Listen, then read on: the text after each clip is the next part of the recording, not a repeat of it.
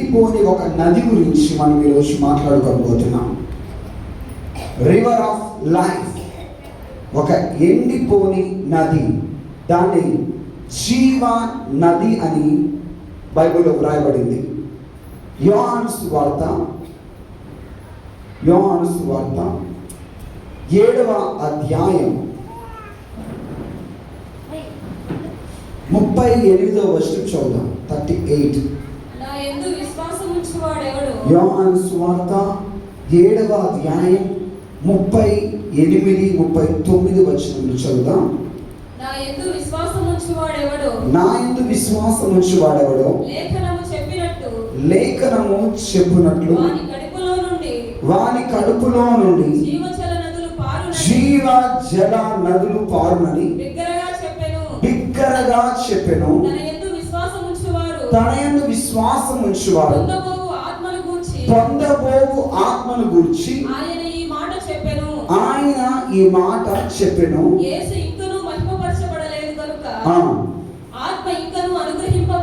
ఆత్మ ఇంకను అనుగ్రహింపబడి ఉండలేదు. ప్రైజ్ ది లార్డ్, హల్లెలూయా. ఇక్కడ క్లియర్ గా దేవుని వాక్యం ఇక్కడ స్పష్టంగా తెలియపరచబడుతుంది. విశ్వసించిన వాని కడుపులో నుండి జీవ జల నదులు పొర్లి పారును. గట్టిగా ఆమేన్ చెప్తారా? హల్లెలూయా. జీవ జల నది, ఎవరిలో నుంచి జీవ జల నది పారుతుంది అంటే విశ్వాసం ఉంచిన వారి కడుపులోంచి పారబోతున్నది. ఎవరిని విశ్వసిస్తే చెప్పండి గట్టిగా. దేవుడు అంటే ఈ లోకంలో దేవుడుగా పిలువబడుతున్న వారు చాలా పేర్లతో పిలువబడుతున్న చాలా రకాలుగా ఉన్నారు. ఎవరిని విశ్వసిస్తే యేసు ప్రభువుని విశ్వసించిన వారి కడుపులో నుంచి అంట జీవ జల నదులు పారుతాయి. రివర్ ఆఫ్ లైఫ్, ఇది ఒక జీవ నది. జీవ జల నది అనగా ఎండిపోని నది. చెప్పండి గట్టిగా. ఎప్పటికీ ఎండిపోని ఒక నది మీలో నుంచి పారబోతున్నది. గట్టిగా చెప్పండి ప్రభువు గారు. హల్లెలూయా. రివర్ ఆఫ్ లైఫ్, అసలు ఎప్పటికీ ఎండిపోయిన ఒక నదిగా దేవుడు నీ జీవితాన్ని మార్చబోతున్నాడు. ఎప్పటికీ ఎండిపోయిన వ్యక్తిగా ప్రభువుని మార్చబోతున్నాడు. You are a river of life. నువ్వు ఎప్పటికీ ఎండిపోయిన ఒక నది వలె మార్చబడబోతున్నావు. యేసు యందు విశ్వాసం ఉంచి నీ జీవితం ఎప్పటికీ ఎండిపోదు. అందరూ గట్టిగా చెప్పారు. నేను ప్రకటిస్తున్నాను, ప్రవచిస్తూ యేసు నామములో పలుకుతున్న మాట ఏంటంటే నీ జీవితం ఎండిపోయినదిగా ఉండబోతున్నది. నీ జీవితం ఒక ఎండిపోయిన నదిగా ఉండబోతున్నది. ఈ పరిచర్య గురించి పలుకుతున్నాను. ఈ పరిచర్య ఎండిపోయి ఒక నదిగా మారబోతున్నది. ఇది ఎండిపోదు. నీ జీవితం ఎండిపోదు, నీ కుటుంబం ఎండిపోదు, నీ పరిస్థితులు ఎండిపోవు. నువ్వు చూడడానికి ఒక ఎండిపోయిన విధంగా ఈ రోజు ఇక్కడ కూర్చొని నా పరిస్థితులను ఎండిపోయాను నువ్వు అనుకుంటుండొచ్చు. ఆర్థికంగా ఎండిపోయాను, ఆత్మీయంగా ఎండిపోయాను, ప్రార్థనలో ఎండిపోయాను, భక్తులు ఎండిపోయాను. అయ్యో నా జీవితం ఒక ఎండిపోయిన స్థితిలో ఉందే, ఎండిపోయినటువంటి స్థితిలో ఉంది అని నువ్వు అనుకుంటుండొచ్చు. కానీ దేవుడు నీతో మాట్లాడుతున్నాడు. నీవు నన్ను విశ్వసించావు కాబట్టి నన్ను విశ్వసించి నీ జీవితం ఎండిపోయిన ఒక నదిగా మారబోతున్నది. కానీ ఎండిపోయిన నదిగా నువ్వు ఉండవు. నువ్వు ఎండిపోయిన వ్యక్తివి కాదు. నీ జీవితం ఎప్పటికీ ఎండిపోయిన ఒక నదిగా మార్చబడబోతున్నది. విశ్వసించిన వాళ్ళు గట్టిగా ఆమెను పలికే మాటలను పిలిచండి.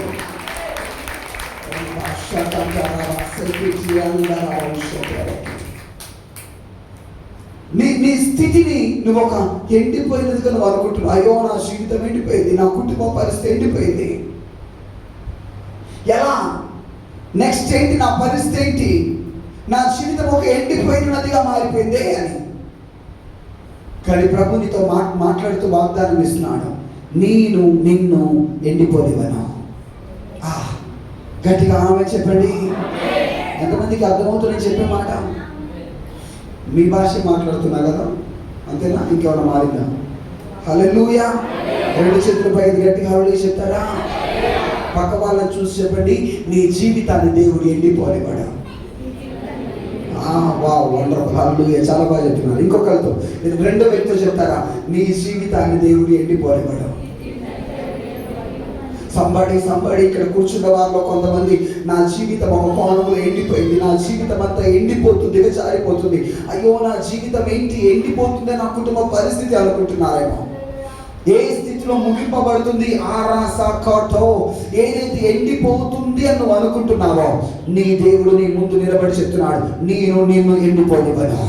నన్ను నువ్వు విశ్వసించావు కాబట్టి నేను నీ స్థితిగతులు ఎండిపోనివ్వను. నీవు ఒక ఎండిపోయిన నదిగా మారబోతున్నావు. నీ జీవితం ఒక ఎండిపోయిన నదిగా మార్చబడబోతున్నది.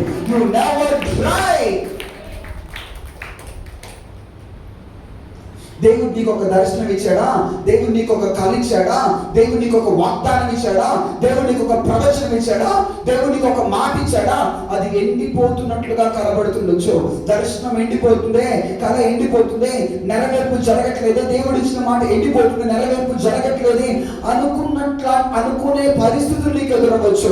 అలాంటి అనుభవాలను వెళ్ళొచ్చు. కానీ దేవుడు ఇచ్చిన మాట ఎండిపోదు, దేవుడు ఇచ్చిన కళ ఎండిపోదు, దేవుడు ఇచ్చిన దర్శనం ఎండిపోదు.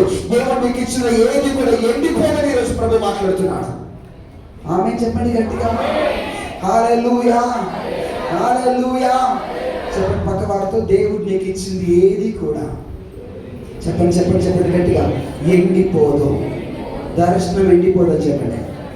దేవుడు ఇచ్చిన దర్శనం ఎండిపోదు, దేవుడు ఇచ్చిన కళ ఎండిపోదు. ఎంతమంది ఆమె చెప్పడానికి సిద్ధంగా ఉన్నారు? దేవుడు ఈ పరిచర్య గురించి ఏదైతే దర్శనాలు ఇచ్చాడో ఆ దర్శనాలు ఎండిపోవాలని పలుకుతున్నావా? దేవుడు గట్టిగా ఆమె చెప్పండి. దేవుడు ఏదైతే ఈ పరిచర్య మీద కళనిచ్చాడో ఆ కళలు అస్సలు ఎండిపోదు, అది జీవముతో ఉంటాయి. ఆయన మాట అస్సలు ఎండిపోదు, అది జీవము కలిగినది. ఆయన వాగ్దానం అస్సలు ఎండిపోదు, అది జీవము కలిగినది. దాని సారం మీరు చూడబోతున్నారు అతి త్వరలో.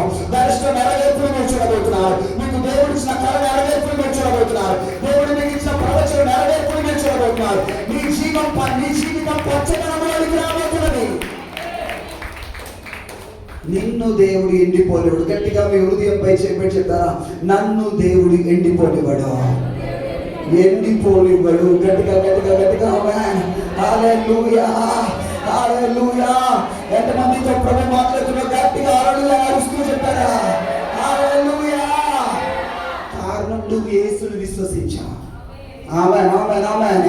నువ్వు యేసుని నమ్ముకున్నావు, నువ్వు యేసుని పట్టుకొని ఉన్నావు, నీ కుటుంబం యేసుని విశ్వాసం వచ్చింది కాబట్టి నిన్ను దేవుడు ఎండిపోనివ్వని వాగ్దానం చేస్తున్నాడు. అందరూ అనొచ్చు, వీళ్ళ జీవితం అయిపోయింది, వీళ్ళు ఎండిపోయారు, ఇట్స్ ఫినిష్, వీళ్ళ పని అయిపోయింది, వీళ్ళ పిల్లల పని అయిపోయింది, వీళ్ళ కుటుంబం పని అయిపోయింది, ఇది అయిపోయింది, ఇది ఒక ముగింపుకు వచ్చేసింది, వీళ్ళు ఎండిపోతున్నారు అనుకుంటూ ఉండొచ్చు. అందరూ ఆ విధంగా అంటుంటే నీవు కూడా కన్నీళ్లు విడుస్తూ బాధపడుతుండొచ్చు. కానీ నా దేవుడు చెప్తున్నాడు, ఎవరైతే ఏదైతే ఎండిపోయింది అని అనుకుంటున్నారో అక్కడి నుంచి నేను జీవాన్ని తీసుకురాబోతున్నాను.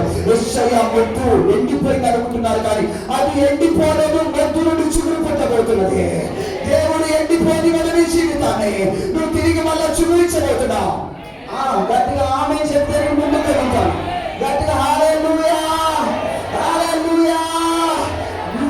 నీ జీవితం ఎక్కడైతే మొద్దుగా మారిపోయిందో, మోడుగా మారిపోయిందో, ఎక్కడైతే అయిపోయింది నా జీవితం ముగింపబడింది అని నువ్వు అనుకుంటున్నావు, ఇట్స్ ఫినిష్, ఇట్స్ ఫినిష్, అయిపోయింది.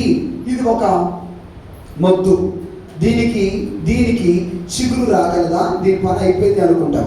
కానీ నీ దేవుడు అంట దీని నుంచి ఒక చిగురు, లేత చిగురు వచ్చిన దేవుడు చేస్తాడంట. గట్టిగా హల్లెలూయా చెప్తారా, హల్లెలూయా. ఇప్పుడు నేను చెప్పబోతున్నాను, మీ జీవితంలో ఒక దేవుని వాక్కు, దేవుని సేవకుడు ఇక్కడ నిలబడి దేవుని ఆత్మతో నింపబడి జీవం గల వాక్కుల్ని జీవితంలోనికి ప్రకటిస్తుండగా అది అప్పుడే చిగురిస్తుంది, అది అప్పుడే ఆరంభం అవుతుంది. నువ్వు నమ్మడంలో ఉన్నది. గట్టిగా ఆమె చెప్తూ హల్లెలూయా, హల్లెలూయా. I prophesy in the name of Jesus. మొద్దు అనగా అందరూ అనుకుంటున్నారు ఈ చెట్టు పని అయిపోయింది, ఇక ఇట్స్ ఫినిష్, దీని పని అయిపోయింది, ఇది ముగింపు అనుకుంటున్నారు. ఇట్స్ ఎండ్ అనుకుంటున్నారు. కానీ నా దేవుడు రాత్రికి రాత్రే ఒక లేత చిగురుని మొలిపించి this is not end, it's a beginning, ఇది ఆరంభం అని ప్రభు ప్రకటిస్తున్నాడు. నేను పలుకుతున్నాను, ఈ పరిచర్య, ఈ సేవ, ఈ పరిచర్య, ఈ మందిరము ఇంతటితో ఇది ముగింపు కాదు, ఇంతటితో ఎండ్ కాదు. ఒక లేత చిగురు కలగబోతున్నది, ఇది ఒక నూతన ఆరంభంలోకి కలగబోతున్నది. నమ్మిన వారికి గట్టిగా స్వరమైతే చాలా చెప్పండి. నీ జీవితం ముగింపు కాదు, నీ జీవితం అంతము కాదు, నీ లైఫ్ ఎండ్ కాదు. నీ జీవితం ఒక నూతన ఆరంభంలోకి వెళ్ళబోతున్నది. నీ జీవితాలు మలుపు చెందబోతున్నాయి. నేను ఇక్కడ ఎవరి కొరకు ప్రకటిస్తున్నాను ముగింపు కాదు, వారి జీవితాలు మలుపు జరగబోతున్నాయి, ఒక నూతన ఆరంభంలోకి రాబోతున్నాయి. గట్టిగా ఒక నూతన బిగినింగ్ మొదలు కాబోతుంది. నీ భర్త జీవితం, నీ కుటుంబ జీవితం, నీ సంసార జీవితం ఏంటి ముగింపు కాదు, దేవుడు మలుపు తిప్పబోతున్నాడు. ఇట్స్ ఎ న్యూ బిగినింగ్, నూతన ఆరంభంలోకి రాబోతున్నది. Thank you Jesus. గట్టిగా ఆడకుండా చెప్పలేదు, స్తోత్రం అని చెప్పారా? థ్యాంక్ యూ జీసస్, హల్లెలూయా అని చెప్పారా? గట్టిగా ఆడకుండా హల్లెలూయా అని చెప్పారా? నూతన ఆరంభంలోకి నీ జీవితాలు రాబోతున్నాయి. ఎంతమంది నమ్ముతున్నారు ఈ రోజు నా జీవితం నూతన ప్రారంభంలోకి రాబోతున్నది? ఇక్కడ మీ పిల్లల కొరకు బహుగా కన్నీళ్ళు విడుస్తున్న వాళ్ళు ఉన్నారు. మీ పిల్లల జీవితాలు అక్కడ ఎండిపోయి ముగింపబడవు. నీ ప్రార్థనను బట్టి, నీ కన్నిటిని బట్టి దేవుడు వాళ్ళ జీవితంలో ఒక చిగురును మొదలుకోబోతున్నాడు. ఒక చిగురు కలగబోతున్నది, ఒక ఆరంభము కలగబోతున్నది. నీ దేవుడు నీ చేతిని విడిచిపెట్టడు. నీ దేవుడు నీ హస్తాన్ని విడిచిపెట్టడు. ఆయన చెప్తున్నాడు, నేను చిగురు పుట్టించబోతున్నాను. అదొక కొత్త చిగురు. గట్టిగా హల్లెలూయా.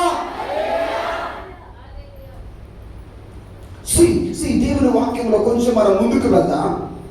మీరు ఏదో స్టోరీ చెప్పి వెళ్ళిపోతారని మీరు అనుకోకండి.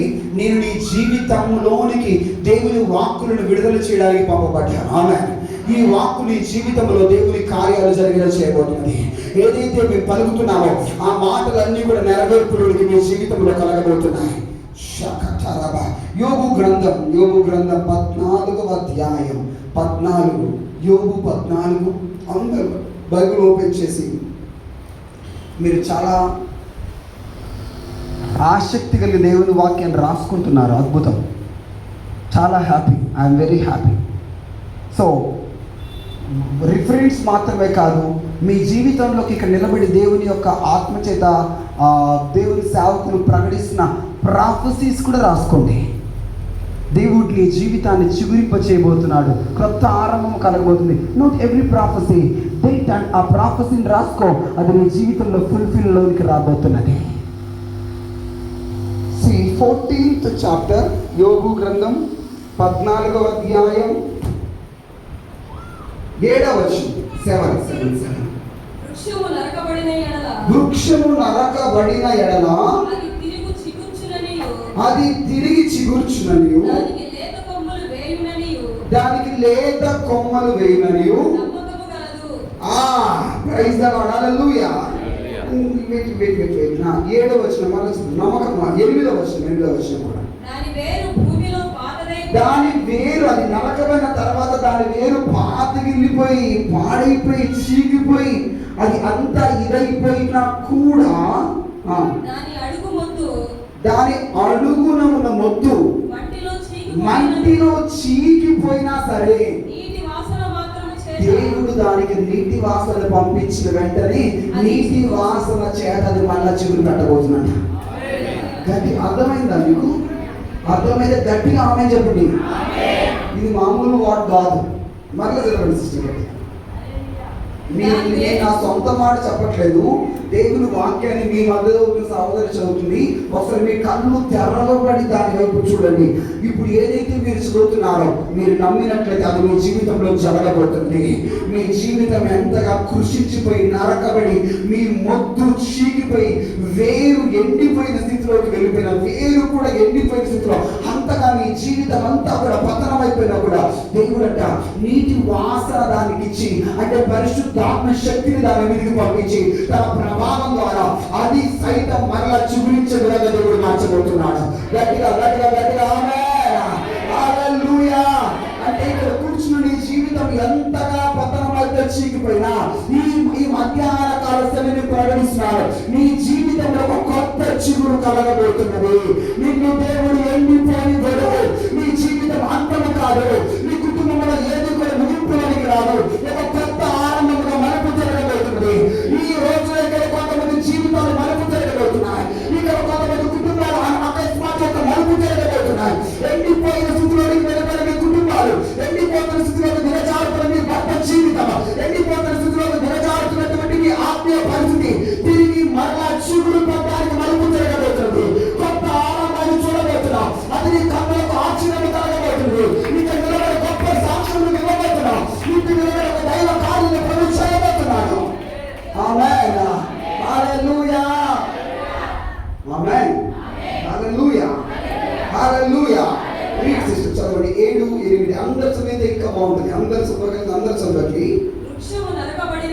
వృక్షము నరకబడిన ఎడల అది మరలా చిగురిస్తుందని నమ్మకం కలదు. తప్పకుండా నమ్మకము కలదు. నీ జీవితము నరకబడిన, ఎంతగా నరకబడినా సరే తిరిగి అది చిగురిస్తున్న నమ్మకము కలదు. చెప్పండి పక్క వాళ్ళతో, నమ్మకం ఉంది. చెప్పండి గట్టి చెప్పండి, నమ్మకం. నీ జీవితం ఎంతగా నరకబడినా, చెప్పండి, నీ జీవితం ఎంతగా నరకబడినా తిరిగి మరలా చిగురు కలుగుతుందని నమ్మకము కలదు. నమ్మకం ఉంది. అయితే లేదు పాస్టర్ నువ్వు అంటేనేమో, నా బైబిల్లో మాత్రం కలదు అని రాయబడింది. అంటే కలదు అంటే ఇది జరుగుతుంది. It's possible. ఆ చెట్టు పరిస్థితి ఎలా ఉందండి? 8వ వచనం, దాని వేరు భూమిలో, అరే దాని వేరు భూమిలో పాతదైపోయింది బాబు. అది ఎప్పుడో కొన్ని సంవత్సరాల క్రితం నరకబడిన మొత్తది. దాని వేరు పాతదైపోయి దాంట్లో జీవం లేదు, పాతదైపోయింది దాని వేరు. దాని అడుగున ఉన్న మొత్తం ఏదైతే ఉందో అది మంటిలో చీకిపోయింది. దానికి చిగురు వస్తుందని నమ్మకమే లేదు. అసాధ్యం. అది మరలా చిగురించడం అసాధ్యం. It's impossible. అయితే అక్కడ ప్రభు అంటున్నాడు, నీటి వాసన శాత, జస్ట్ నీళ్లు పోయట్లేదంట, నీటి వాసన అంట, అంతే. గట్టిగా ఆమె చెప్తారా? నీళ్లు కూడా పోయట్లేదంట, నీటి వాసన. ఆ నీటి వాసన చేత అది మరలా లేత కొమ్మలు వేసుకుంటూ చిగురించబోతుంది. గట్టిగా చెప్పుకుంటూ ప్రభుత్వం గట్టిగా ఆపుకుంటా, గట్టిగా లేత మొక్క వల్ల అది కొమ్మలు వేస్తుంది. గట్టిగా ప్రైజ్ ది లార్డ్. హల్లెలూయా. నీ జీవితం తిరిగి మరలా, నీ కుటుంబం తిరిగి మరలా చిగురిస్తుంది, బాగవుతుంది అన్న ఆశ బొత్తిగా లేదేమో. కొంతమంది అంటారు, నా భర్త అస్సలు మారండి, అసలు నాకు ఆశ లేదు. నా పిల్లలు అస్సలు మారండి, నాకు అసలు ఆశ లేదు. నా జీవితం మరలా బాగవుతుందని ఆశ లేదు. నా గర్భఫలం వస్తుందన్న ఆశ లేదు నాకు. అసలు నేను మరలా నిలబడతా, బాగవుతా అన్న ఆశ లేదు నాకు అంటారు. నీ జీవితం మొద్దులక్క ఎంత చీకిపోయినా, వేరు ఎంత పాతదైపోయి పాడైపోయిన స్థితిలోకి వెళ్ళిపోయినా, నా దేవుడు అంటున్నాడు, అసాధ్యమైన దాన్ని సాధ్యపరచబోతున్నాను. నీ జీవితంలో ఏదైతే కాదు, జరగదు అనుకుంటారో అది నీ భాష, అది నీ డిక్షనరీ. కానీ దేవుని డిక్షనరీలో అసాధ్యమైనది ఏది లేదు. నాకు చేత కాదంటే ఏది లేదు, నేను చేయలేదంటే ఏది లేదు. గట్టిగా చెప్పగలుగుతామా? అది మీ రాయలసీమ భాష. జరగదులే బాబు, అవ్వదులే బాబు, ఏమో బాబు, జరుగుద్దో లేదో, అది మీ భాష. కానీ పరలోక దేవుని భాష ఏంటో తెలుసా? జరుగుతుందంతే, అవుతుందంతే, చిగురిస్తుందంతే, సాధ్యమంతే, అసాధ్యమైంది ఏది లేదు. గట్టిగా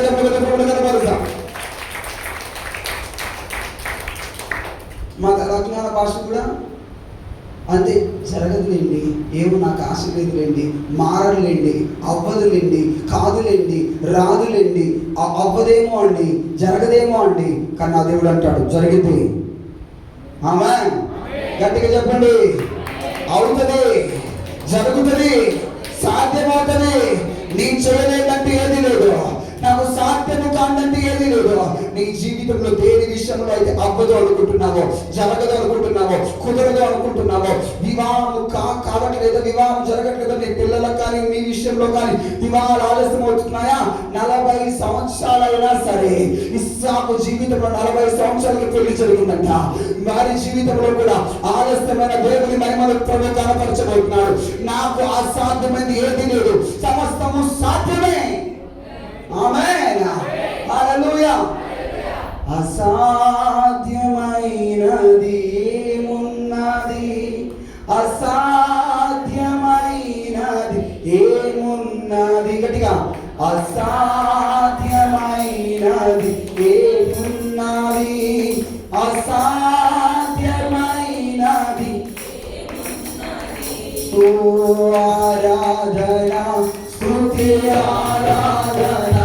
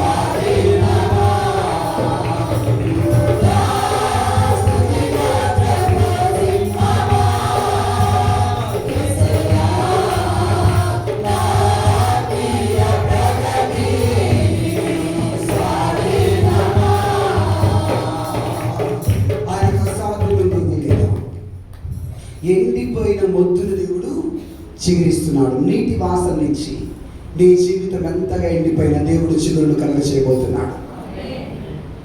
అబ్రహాము శారాల జీవితంలో ఆమె గర్భం ఎండిపోయి 90 సంవత్సరాలు. 90 సంవత్సరాలు మనం పెరుగుతుంటే మన వయసుతో పాటు మన అవయవాలకు కూడా వయసు వస్తుంది అని గుర్తుపట్టాలి. యవ్వనంలో మంచిగా ఉంటాయి, ముఖం కానీ, చర్మం కానీ, కళ్ళు కానీ, బుగ్గలు కానీ అన్నీ మంచిగా ఉంటాయి. కానీ వయసు పెరుగుతుంటే నీ చర్మానికి కూడా వయసు వస్తుంది, నీ కళ్ళకు కూడా వయసు వస్తుంది, నీ పళ్ళకు కూడా, నీ టీత్, నీ పళ్ళకు కూడా వయసు వస్తుంది. కాబట్టి అవి రాలిపోతాయి, నీ చర్మం ముడతలు పడుతుంది, నీ కనుచూపు తగ్గుతుంది. నీకు కాదు, నువ్వు మంచిగా బర్త్డే జరుపుకోవచ్చు, 70 ఇయర్స్ బర్త్డే, 50 ఇయర్స్ బర్త్డే అని. నీ గుండెకి, నీ గర్భసంచికి, నీ యొక్క ఊపిరితిత్తులకి, నీ లివర్కి కూడా అన్ని సంవత్సరాల వయసు, అన్ని సంవత్సరాల నుంచి అవి పనిచేస్తున్నాయి అని అర్థం. హల్లెలూయా, హల్లెలూయా, హల్లెలూయా. ఇప్పుడు 90 సంవత్సరాలు శారమ్మకి, 90 సంవత్సరాలు శారమ్మ కంటే ఆమె గర్భసంచి ఇప్పుడు ఎన్ని సంవత్సరాలు? గట్టిగా చెప్పండి, 90 సంవత్సరాలు. ఇక ఆ గర్భసంచి పనిచేయడం ఆగిపోయిందంట, ఆ గర్భసంచి పనిచేయట్లేదంట, పిల్లల్ని పిల్లల్ని పిల్లల్ని కనలేదు ఆ గర్భసంచి. ఒక బేబీని, ఒక బిడ్డను ఆ గర్భసంచి మొయ్యలేదు, దానికి శక్తి లేదు, ఎండిపోయిన గర్భం. ఒకరోజు దేవుడు చెప్తున్నాడు అబ్రాహాముతో, నాకు అసాధ్యమైంది ఏది లేదో తెలుసుకో. గట్టిగా చప్పుడు కొట్టాలి, గట్టిగా చప్పుడు కొట్టాలి. 90 సంవత్సరాల వయసైనా, 190 సంవత్సరాల వయసైనా నాకు అసాధ్యమైంది ఏది లేదంటే గట్టిగా చప్పుడు కొట్టు ప్రభు గారు. హల్లెలూయా, హల్లెలూయా, హల్లెలూయా. చెప్పండి పక్క వాళ్ళతో, నీ దేవునికి అసాధ్యమైనది ఏది లేదని చెప్పండి. గట్టి గట్టి గట్టి ఏమీ లేదని చెప్పండి. హల్లెలూయా.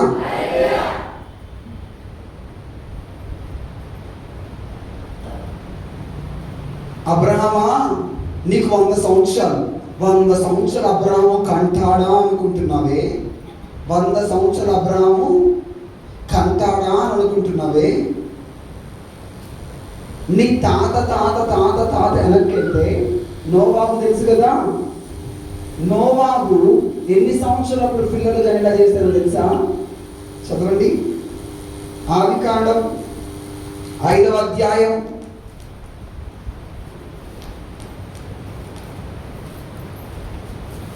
32వ వచనం.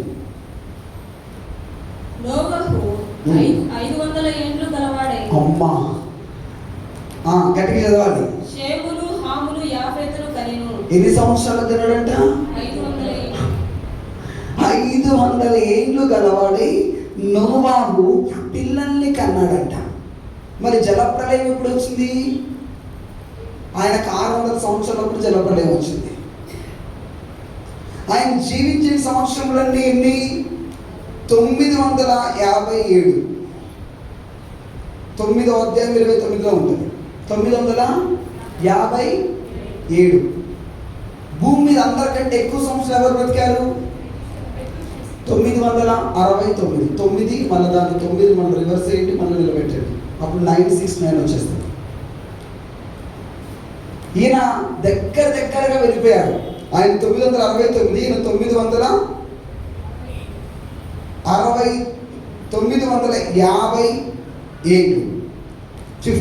950. ఇక్కడ ఆయన సంతానం అబ్రామా, నోవాకి 500 సంవత్సరాలప్పుడు సంతానం ఇచ్చా. నువ్వెందుకయ్యా విశ్వాసంలోకి వెళ్ళిపోతున్నావు? నేను 100 సంవత్సరాలు పిల్లలు గంట చేయలేనా? ఒకరు గుర్తుపట్టాలి, దేవుని శక్తికి మించింది ఏది లేదు. Believe his power. ఆయన శక్తి నమ్ము, ఆయన ప్రభావము నమ్ము, ఆయన బలము నమ్ము. పుట్టుకతో క్రైస్తవులు వేసే గొప్పవాడు వేసే గొప్పవాడు చెప్పుకోవడం కాదు. ఆయన శక్తి రుచి చూడండి, ఆయన బలాన్ని రుచి చూడండి. ఏదో చేస్తే చేసే లేకపోతే లేదు అని అనుకోవడం కాదు. ఆయన శక్తిమంతుడు. అంటున్నాడు 90 సంవత్సరాల శారా కంటది, 100 సంవత్సరాలకు అబ్రాహాంకి పిల్లలు కలుగుతారు. సాధ్యం, నాకు సాధ్యం. 90 సంవత్సరాల గర్భం చిగురు పెట్టడం మొదలైంది. ఇస్సాకు కలిగాడు. ఆమె హల్లెలూయా. నవ్వే లేని ఆమె జీవితంలో నవ్వు చిగురించింది 90 సంవత్సరాలకి. ఆయన రెడీ? మీరు సిద్ధంగా ఉన్నారా? మీ జీవితంలో ఎన్ని సంవత్సరాల నుంచి, ఎన్ని నెలల నుండి, ఎన్ని రోజుల నుంచి నవ్వే లేకోకుండా ఉందో, ఈ రోజున నవ్వును దేవుడు చిగురింప చేయబోతున్నాడు. మీ జీవితంలో కొత్త చిగురు కలగబోతుంది. 90 సంవత్సరాలకి శారా నవ్విందంట. 90 సంవత్సరాల ఆమె జీవితంలో ఇస్సాకు నవ్వు కలిగిందంట. మీ జీవితంలో ఎంతమంది దుఃఖము, బాధ, వేదనతో ఉన్నారు, అతి త్వరలో మీ కుటుంబంలోకి నవ్వు రాబోతుంది. అతి త్వరలో మీ జీవితంలో సంతోషం కలగబోతుంది. గట్టిగా ఆగకుండా చెప్పలేదు ఆమె చెప్తారా? పక్క వాళ్ళని చూసి గట్టిగా చెప్పండి, నువ్వు అతి త్వరలో సంతోషంతో నవ్వబోతున్నావు అని చెప్పండి. నేను ప్రతిరోజు బాగున్నారని ఎవరు అడిగినా నవ్వుతున్నానండి అని అనుకుంటున్నావు, కానీ అది ఆర్టిఫిషియల్ నవ్వు, లవ్. ఆర్టిఫిషియల్. ఇవి పూలే కానీ ఏ ఫ్లవర్స్ ఇవి? ప్లాస్టిక్. ఆర్టిఫిషియల్. న్యాచురల్ వేరుంటుంది. మీ నవ్వు మీ సమస్యలను బట్టి, మీ పోరాటాలను బట్టి, మీ కుటుంబంలో వ్యాధులను బట్టి మీ నవ్వు అందరి ముందు ఆర్టిఫిషియల్గా మారిపోయింది. ఈ పువ్వుల్లాగా మారిపోయింది.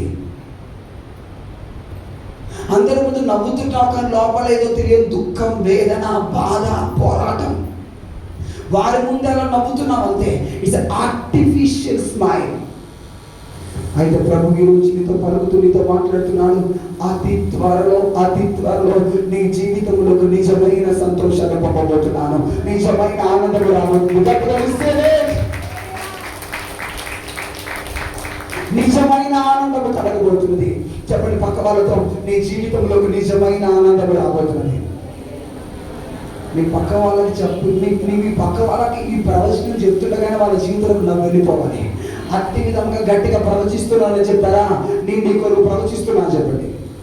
చెప్పండి గట్టిగా, నీ కొరకు ప్రవచిస్తున్నాను. నీ జీవితంలో అతి త్వరలో నిజమైన నవ్వు రాబోతున్నది, నిజమైన సంతోషం రాబోతుంది. ఎంతమందికి కావాలో సంతోషంగా గట్టిగా మీరందరూ చాలా బాగున్నారు, కానీ కొంచెం మీ మాటలకి ఆమెనని జోడిస్తే ఇంకా సంతోషంగా ఉంటుంది. హల్లెలూయా. అప్పుడు ఎందుకంటే మాకు అది అలవాటు అయిపోయింది కదా, ఉజ్జీవంగా దేవుడిని ప్రసంగం చేసి. సో మీరు జస్ట్ అలా వింటుంటే ఇట్స్ నాట్ హ్యాపీ. సో మీరందరూ కూడా చాలా ఆసక్తితో వింటున్నారు. ఇంకా ఉజ్జీవంగా దేవుడి వాక్యాలు విందామా? ఆమేన్. నేను మీ అందరికీ ప్రార్థన చేయాలని బ్రదర్ కోరారు. ఎప్పుడు 2 నెలల క్రితమే మా దగ్గరకు వచ్చి మీరు అందరికీ ప్రార్థన చేయాలండి. అందరికీ ప్రార్థన చేయడమే కాదు, అందరితో కూడా దేవుడు ఏం చెప్తున్నాడో ఆ మాట అందరికీ విడుదల చేయాలని ఆశపడుతున్నాను. మీ జీవితంలో దేవుడు ఏ మాట చెప్పాలో అది మీ జీవితంలో విడుదల చేయనట్లుగా కూడా ఆశపడుతున్నాను. మీరు కొంచెం నాకు కనెక్ట్ అయితే ఇంకొక బలమైన ఉజ్జీవం మీ యొక్క రాయలసీమ ప్రాంతంలో రగిలింపబడును గాక. ఒక బలమైన ఆత్మ కార్యం ఇక్కడ మొదలవును గాక. నేను ఒక మాట నేను ఏదైతే ప్రసంగం చెప్తున్నానో నీ జీవితం ఒక ఎండిపోయిన నదిగా ఉండబోతుందని చెప్తున్నాను. ఈ రాయలసీమ ప్రాంతంలో నేను నిలబడి అడుగుపెట్టి ప్రవచిస్తున్నాను. ఈ ప్రాంతం ఎంతగా ఎండిపోయిందో అతి త్వరలో భౌతికంగా నిజంగా వాస్తవముగా కూడా ఒక నది వలె నీరు ఈ ప్రాంతాన్ని తడపడానికి ఒక మంచి బలమైన నాయకుడు వచ్చి ఒక నది పారే విధముగా చేయబోతున్నాడు. ఈ స్థలములన్నీ తాకబడబోతున్నాయి. ఇది భవిష్యత్తులో జరగబోతుంది. ఏ శ్రావణి ప్రవచిస్తున్నాను, దాని తలుపులు తెరవబడబోతున్నాయి. అంత మాత్రమే కాదు, అనేక జీవితాలు తప్పబడినట్లుగా పరిశుద్ధాత్మ నది కూడా పారబోతున్నది. పరిశుద్ధాత్మ అభిషేక నది కూడా ప్రవహించబోతుంది. గట్టిగా ఉచితంగా చెప్పబోతున్నాం. దేవుని ఆత్మగాన్ని కలుగుతున్నారు. ఈ ప్రాంతంలో తెరవబడబోతున్నాయి. కర్నూలు, కడప,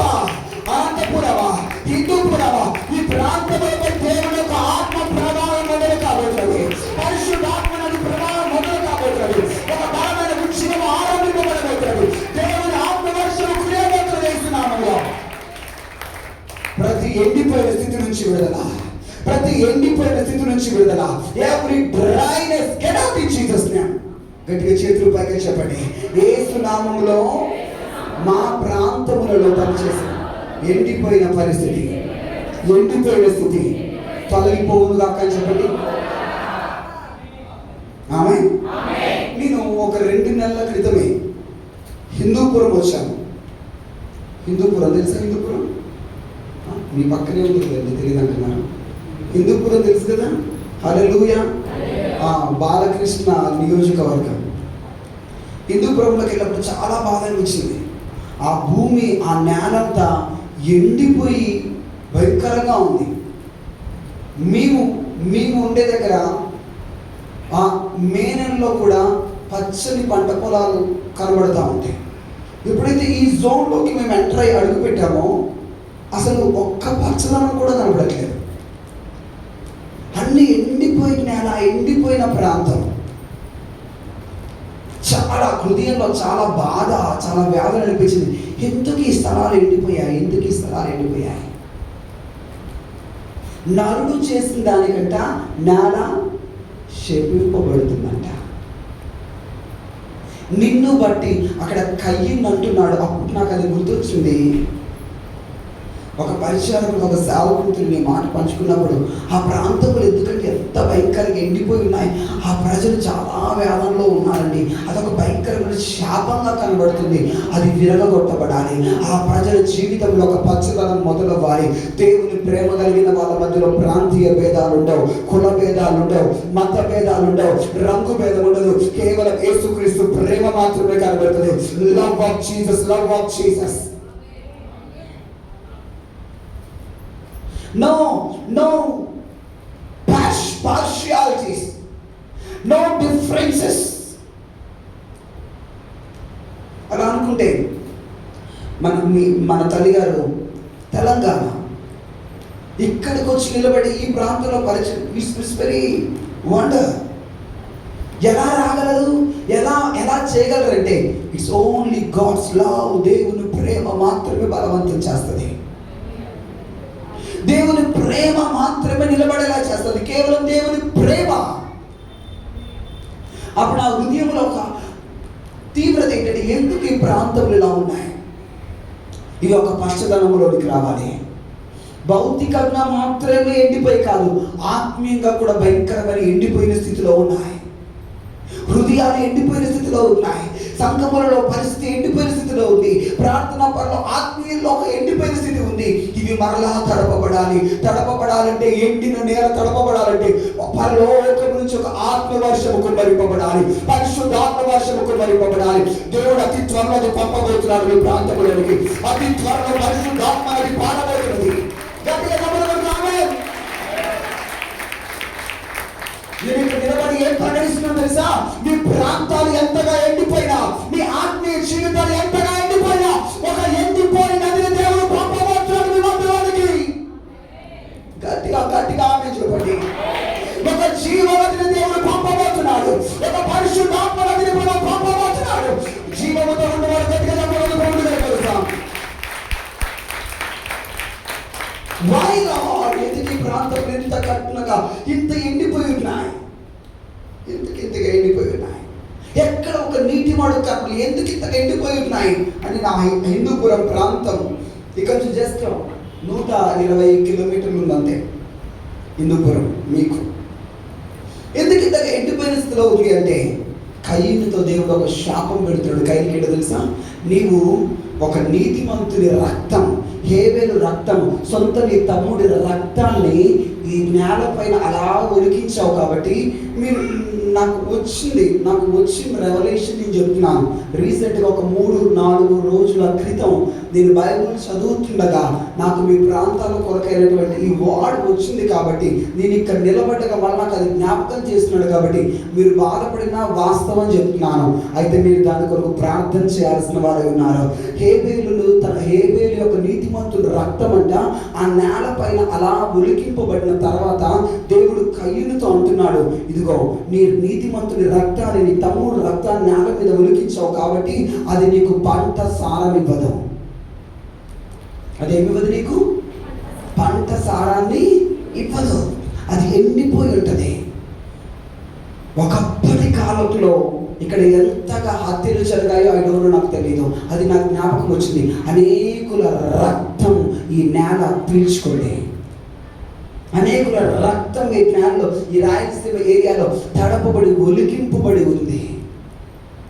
అది సారమనివ్వకుండా ఆ శాపం వల్ల అది ఎండిపోయిన స్థితిలో ఉంది. కానీ దేవుడు ఒక సమయం అతి త్వరలో మీ కళ్ళతోనే మీరు చూడబోతున్నారు. దేవుడు ఒక ఎండిపోయిన నదిని మీ ప్రాంతంలో పాలన చేయబోతున్నాడు. ఒక బలమైనటువంటి ఆశీర్వాదంలోకి రాబోతున్నాడు. శాపము కొట్టివేయబడబోతుంది. గట్టిగా ఇప్పుడే ప్రార్థిస్తారా?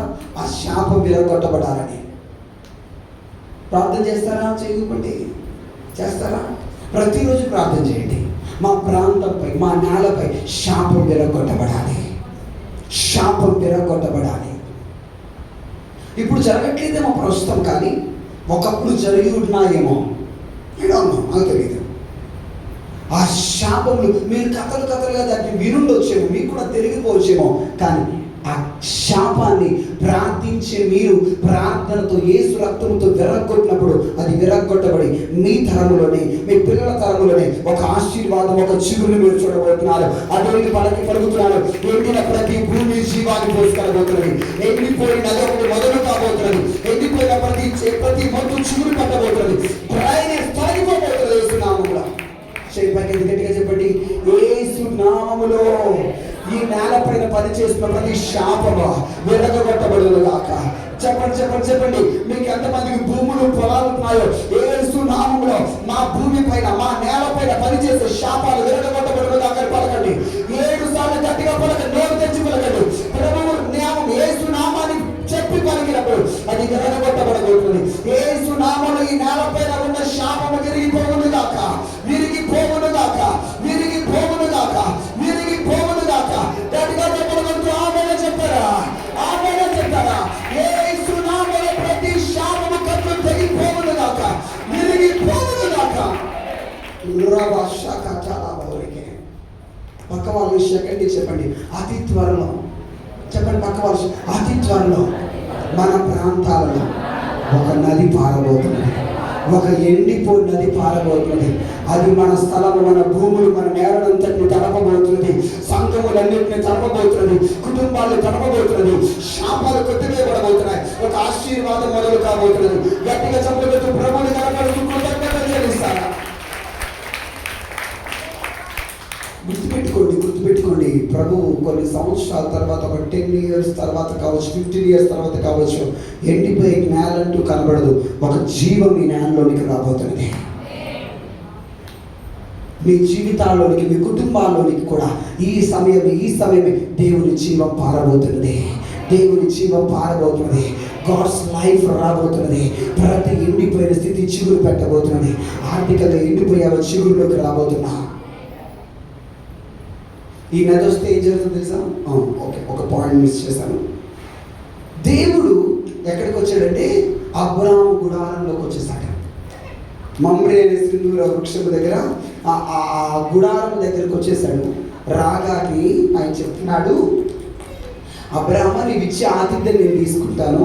5 సంవత్సరాలు తిరక్క ముందు నీ భార్య శారా గర్భవతి కుమారుని కంటది. ఇస్సాక్ అని పేరు పెడతాం. ఇస్సాక్ అంటే నవ్వయ్యా, మీ జీవితాల్లో నవ్వు రాబోతుంది ఆయన. అతని గుడారంలోకి ఎవరు వచ్చారు తెలుసా? జీవన్ నది వచ్చింది. గట్టిగా చెప్పకూడదు. ఆయన జీవనది. గట్టిగా చెప్పకూడదు. తండ్రి కుమార పరిశుద్ధాత్మ ముగ్గురు కలిసి జీవనది ఆ మమ్రే అనే సింధు వృక్షం దగ్గర ఎండవేళ అక్కడ అబ్రాహాము వృక్షం దగ్గర గుడారం దగ్గరికి ప్రభు దిగి వచ్చాడు. జీవనదిగా దిగి వచ్చాడు. గర్భంలోకి జీవం వచ్చింది. అప్పుడే గర్భం ఓపెన్ అయిపోయింది. అప్పుడే 90 సంవత్సరాల వయసున్న శారా గర్భం ఓపెన్ తెరవబడింది. అది జాన్ జీ లేక్ అనే దైవజనుడు పరిచర్య చేస్తున్న కాలం. ఆయన పేరు John G Lake. John G Lake. ఆయన కుటుంబ పరిస్థితి ఎంత భయంకరంగా ఉందంటే, చిన్నప్పుడే పుట్టినప్పుడే తనతో పాటు ఒక ఏడుగురు సంతానం వాళ్ళ తల్లిదండ్రులకి. పుట్టుకతోనే పెరుగుతుండగానే తన ఇంట్లో తన తోబుట్టులు చచ్చిపోవడానికి చూస్తూ ఉన్నాడు. ఒకరికి కాబట్టి ఒకరికి రోగం, ఒకరికి రక్తహీనత, ఇంకొకరికి గుండె జబ్బు, ఇంకొకరికి మెదడు జబ్బు. వాళ్ళు హాస్పిటల్కి తీసుకెళ్ళడం, ఇంటికి తీసుకెళ్ళడం, చనిపోవడం. తన పుట్టుక అంతా, తన బాల్యం అంతా ఎలా గడిచిందంటే, మన బాల్యం అయితే పార్కులు, గేమ్స్, ఆటలు, స్కూల్ ఇలా నడిచుండొచ్చు. సంతోషం, ఆనందంతో, తాతయ్య నాయనమ్మలతో, ముచ్చట్లతో, కథలతో నడుచుండొచ్చు. కానీ అతను చెప్తున్నాడు, నా బాల్యం అంతా ఎలా గడిచిందంటే రోగాల పేర్లు వినడం, హాస్పిటల్కి వెళ్ళడం, మాటికి మందులు, మా ఇల్లే ఒక మందుల షాప్గా మారడం, మరణాలు. ప్రతి సంవత్సరం ఎవరో ఒకరు చనిపోతే సమాధుల దొడ్లోకి వెళ్ళడం, సమాధులు, కెఫెన్ బాక్స్, శవపెట్టెలు, ఇవి చూడడమే, ఏడుపులు. ఇవే నా జీవితం అంతా నేను చూసుకుంటూ వచ్చాను. నా జీవితం అంతా భయంకరంగా మారిపోయింది. కానీ దేవుడు నన్ను కాపాడుకుంటూ పెంచుకుంటూ వచ్చాడు. వివాహం అయింది. పెళ్ళైన తర్వాత తన భార్యకి గుండె జబ్బు వచ్చేసింది. అయ్యో, నా భార్యకి కూడా గుండె జబ్బు వచ్చింది, ఇప్పుడు నా భార్య కూడా చనిపోబోతుందా? డాక్టర్ చెప్పారు, ఈమె బాగా కాదు, ఈమె చచ్చిపోతుంది. ఇంటికి తీసుకొచ్చాడు, మంచం మీద పడుకోబెట్టాడు. ఇక చనిపోబోతుంది. తన ఫ్రెండ్ అన్నాడు, మోకరించి ప్రార్థన చేసేసి, నీ భార్య చనిపోతుంది కదా, నీ భార్య దేవుని చేతులకు అప్పగించేసాయని చెప్పేసి అన్నాడు. మనసు ఒప్పుకోవట్లే, ఏడుస్తున్నాడు. హృదయం అంతా పగిలిపోయి ఏడుస్తూ ఉన్నాడు. నా కుటుంబ పరిస్థితి బాల్యం నుంచి ఒక ఎండిపోయింది, దేవుడు ఏదైనా చేయలేడా? దేవుడు ఎందుకు చేయలేకపోతున్నాడు? కోపం వచ్చేస్తుంది. తన తోబుట్టుల్లో చాలా మంది చనిపోయారు, 2 3 మిగిలారు అంతే. అందరూ చచ్చిపోయారు, 7గురిలో. తన భార్య నెక్స్ట్ ఏమని కూడా పెట్ట తీసుకురావాలి, మళ్ళీ మోసుకుని మళ్ళీ సమాధి కామన్. అతనికి అలవాటు అయిపోయిందంతా. అయితే ఇప్పుడు చూడండి, చికాకు అనిపించి అసలు దేవుడే లేడు, అసలు నాకు ఈ దేవుడు ఏం చేస్తున్నాడు అని చెప్పేసి తన గదిలో ఉన్న బైబుల్ని తీసుకెళ్ళి, ఈ బైబుల్ ఏం చేయట్లేదు అని చెప్పేసి బైబుల్ని విసిరేస్తాడు. జాన్ జీ లేక్ ఆ బైబుల్ వెళ్ళి మూలన పడి పేపర్లన్నీ గాలికి రెపరెపరెపరెపరెపరెపలాడుతూ తిరుగుతాయి కదా, అలా తిరిగి ఎవరు చేయి పెట్టి ఆపినట్లే ఇక తిరక్కోకుండా, ఎంత గాలి అటు నుంచి వస్తున్నా తిరక్కోకుండా అక్కడ పేజీ దగ్గర అక్కడ ఆగిపోద్ది బైబుల్. ఏంటి వింత?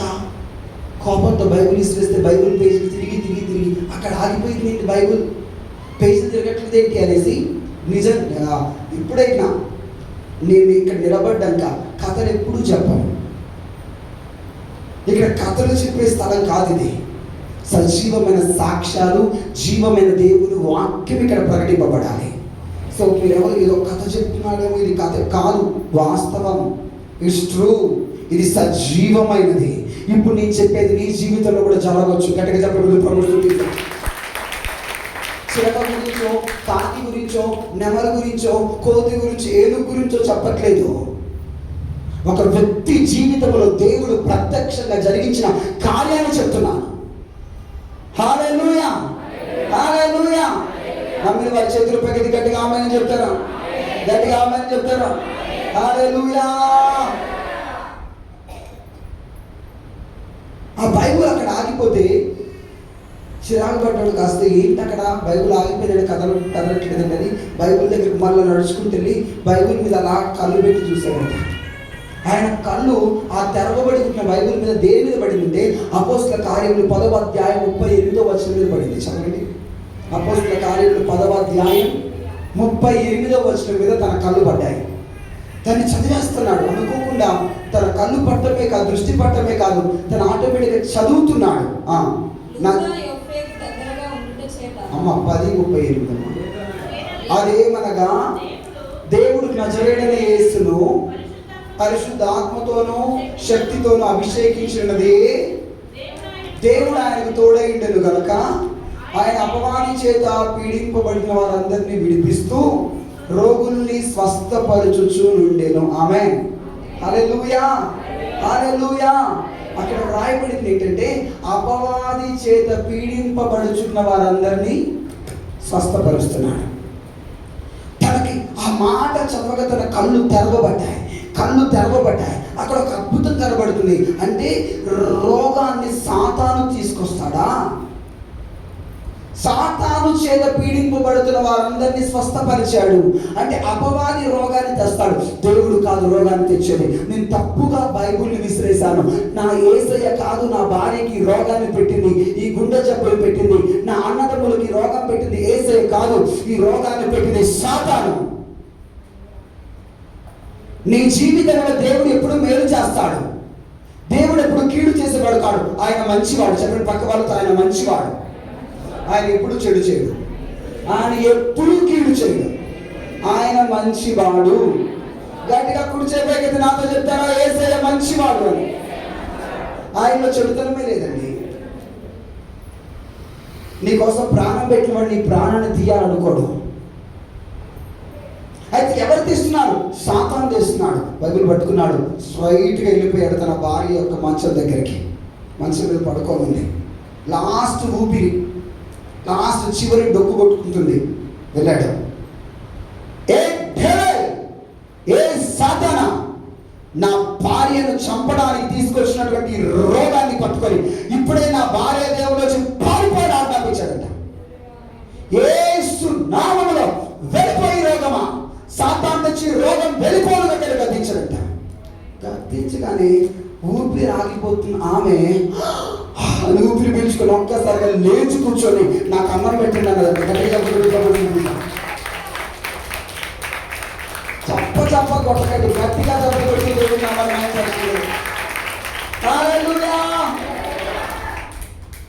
ఇక చచ్చిపోలే. అద్భుతం. ఎగిరి కంపేస్తున్నాడు. ఎంత అద్భుతం జరిగింది ఏంటి అని. ఆ రోజు నుండి జాన్ జీనే గారి సేవ స్టార్ట్ అయిపోయింది. వీధుల్లోకి వెళ్తున్నాడు.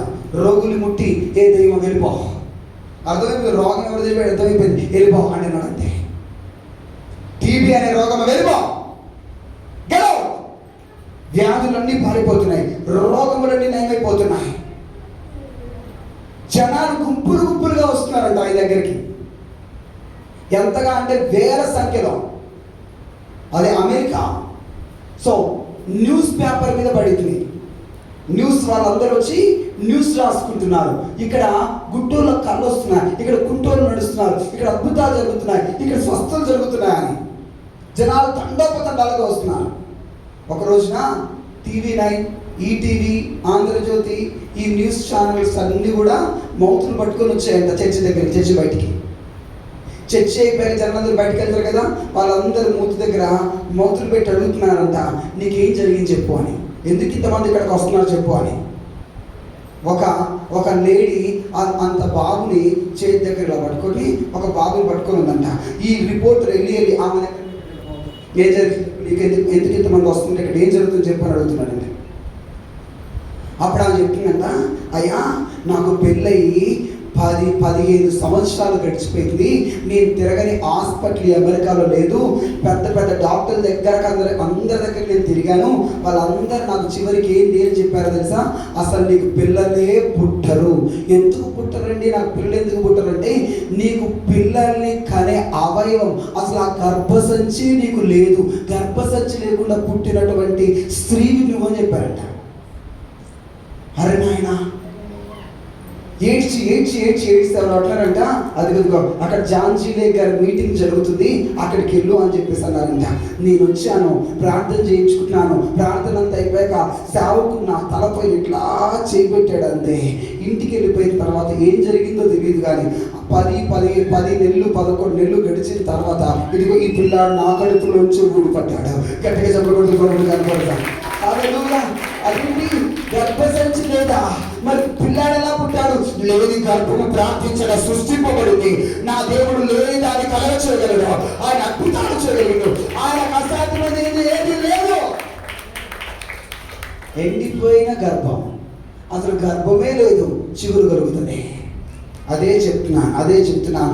నీ జీవితం ఎండిపోయింది అని అస్సలు అనుకోకు. నీ జీవితం ఎండిపోలేదు. ఇది ముగింపు కాదు, ఇది ఒక నూతన ఆరంభం.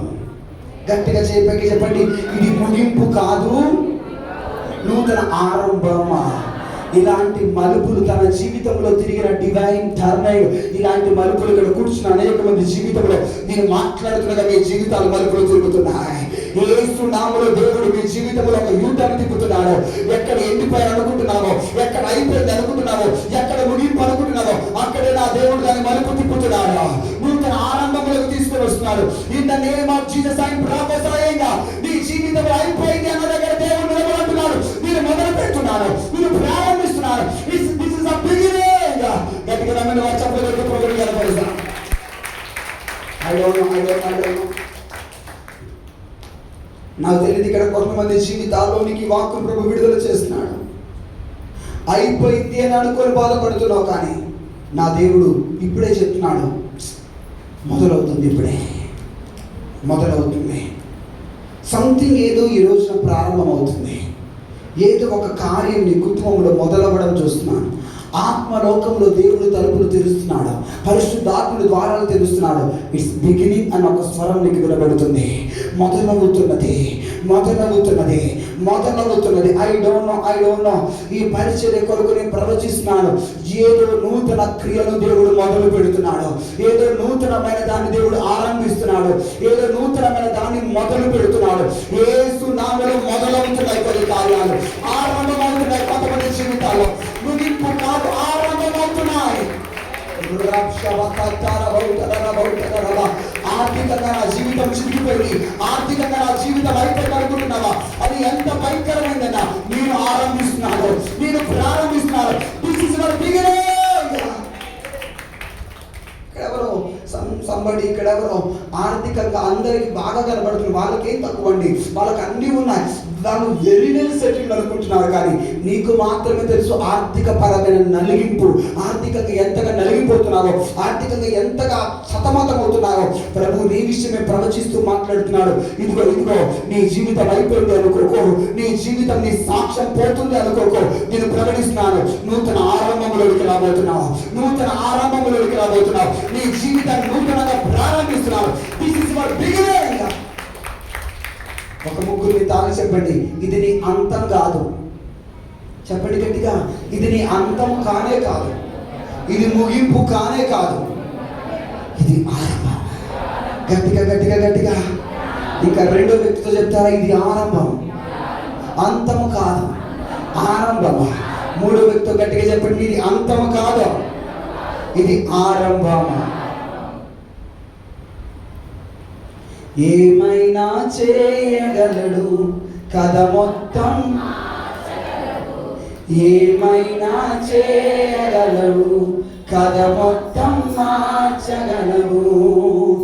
నీ నామముకే మహిమంతా తెచ్చుకుందు. యేసయ్యా యేసయ్యా నీకే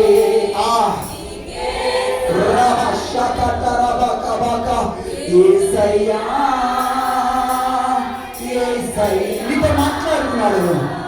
నీకే సాధ్యము, ఏమైనా చేయగలవు కథ మొత్తం మార్చగలవు. నీ నామముకే మహిమంతా తెచ్చుకొను. ఆమేన్, హల్లెలూయా. నేను ప్రకటిస్తున్నాను, దేవుని సేవకునిగా ఆయన ఆత్మతో మాట్లాడుతున్నాను. ఈ నెలలోనే మీ జీవితంలో, ఈ నెల ముగింపులోనే,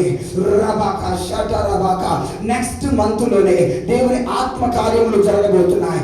ఏమైనా జరగచ్చు, అకస్మాత్తుగా ఏమైనా మీ జీవితంలో జరగచ్చు. అకస్మాత్తుగా ఎలాంటి మలుపులుగా జరగచ్చు, ఎలాంటి ఆశ్చర్యకరం జరగచ్చు. Receive it. నమ్మిన వారిని ఏదో పలుకుతున్నారు, ఆ కార్యాలు మొదలు కాబోతున్నాయి. గట్టిగా చెప్పండి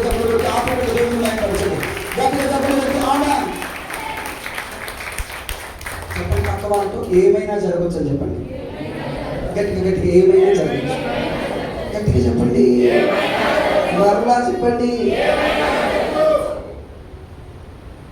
అట్లెట్లండి, నీ దేవుడు అట్లాంటి కార్యాలే చేసేవాడు. నీ దేవుడు అలాంటి ఆశ్చర్య కార్యాలే చేసేవాడు. ఏమైనా జరగచ్చు.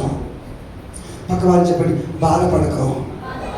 అకస్మాత్తుగా, అనుకోకుండా ఏమైనా జరగచ్చు, ఏమైనా జరిగిపోవచ్చు. దేవుడిని తల పైకెత్తుతాడు కానీ తల దించుకోనివ్వడు. దేవుడిని ఎండిపోనివ్వడు. దేవుడిని చేతిని విడిచిపెట్టడు. నీ దేవుడు నీ జీవంతో నింపి నువ్వు ఎండిపోయి నదిగా మార్చబోతున్నాడు. నీ జీవితం అసలు ఎండిపోదు. నువ్వు ఎండిపోని వ్యక్తి అంతే. నీ ఆరోగ్యం, నీ జీవితం, నీ ఆత్మీయత ఎండిపోదు. దేవుడు ఎండిపోనివ్వడు. సడన్ గా ఏమైనా మీ జీవితంలో జరగవచ్చు. ఒక సేవకుడు ఉన్నాడు. తను అడవిలో పడి ప్రార్థన చేస్తుంటే దేవుడు అతని హృదయంలో ఒక ప్రేరేపణ కలుగజేశాడు. నీవు మందిరం కట్టాల్సింది, నీ మందిరం కట్టబడటానికి నీకు లక్షల రూపాయల ధనం కావాల్సింది. సో ఆ ధనమంతా నీకు రావాలని చెప్పేసి ఇప్పుడు పలుకు, యేసు నామములో ధనమా వచ్చునుగాక, నా పరిచయంలోనికి ధనమా వచ్చునుగాక అని పలుకు యేసు నామములో అని పరిశుద్ధాత్మ అతను అడవిలో పడి ప్రార్థన చేస్తుంటే పలికిస్తున్నాడు. అతను అలా పలికి ప్రార్థన చేసిన 3 గంటల్లో అతని అకౌంట్లో ఒక ఆమె 7 లక్షలు వేసాడు. ఫోన్ చేసింది 7 లక్షలు. ఇక్కడే ఉంది, గట్టిగా చెప్పడం.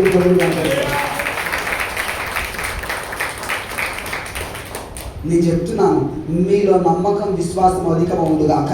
మీ దేవుడు నీ జీవితంలో అనుకోకుండా అకస్మాత్తుగా ఏమైనా చేయబోతున్నాడు, ఏమైనా జరగబోతుంది. ఇలాంటి కార్యాలు నీ జీవితంలో జరగబోతున్నాయి. దేవుడిని మహిమను ఆశ్చర్యపడతాడు. నీ సమస్య నుంచి విడిపింపబడటానికి, నీ పోరాటం నుంచి విడిపింపబడటానికి అకస్మాత్తుగా దైవ కార్యాలు మొదలు కాబోతున్నాయి. ఇప్పుడు జరిగిన సాక్ష్యం నాకు బాగా తెలుసు, అది నిజం. ఐ యామ్ నాట్ టెల్లింగ్ లైస్. నేను అబద్ధములు చెప్పట్లేదు. It's true. అది నిజం. దేవుడు అనుకోకుండా ఏమైనా నీ జీవితంలో చేయబోతున్నాడు మాట్లాడుతున్నాడు. నువ్వు నమ్మగలిగితే నువ్వు దేవుని కార్యం చూడబోతున్నావు.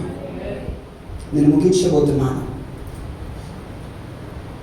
దేవుడు ఒక పిల్లాడికి కలలు ఇస్తున్నాడు, దర్శనాలు ఇస్తున్నాడు. మొదటిగా ఒక కళ వచ్చింది. వెళ్ళి వాళ్ళ అన్నదమ్ములు చెప్పాడు. అన్నదమ్ములకు ఆ కళ నచ్చలే, పగబట్టాను.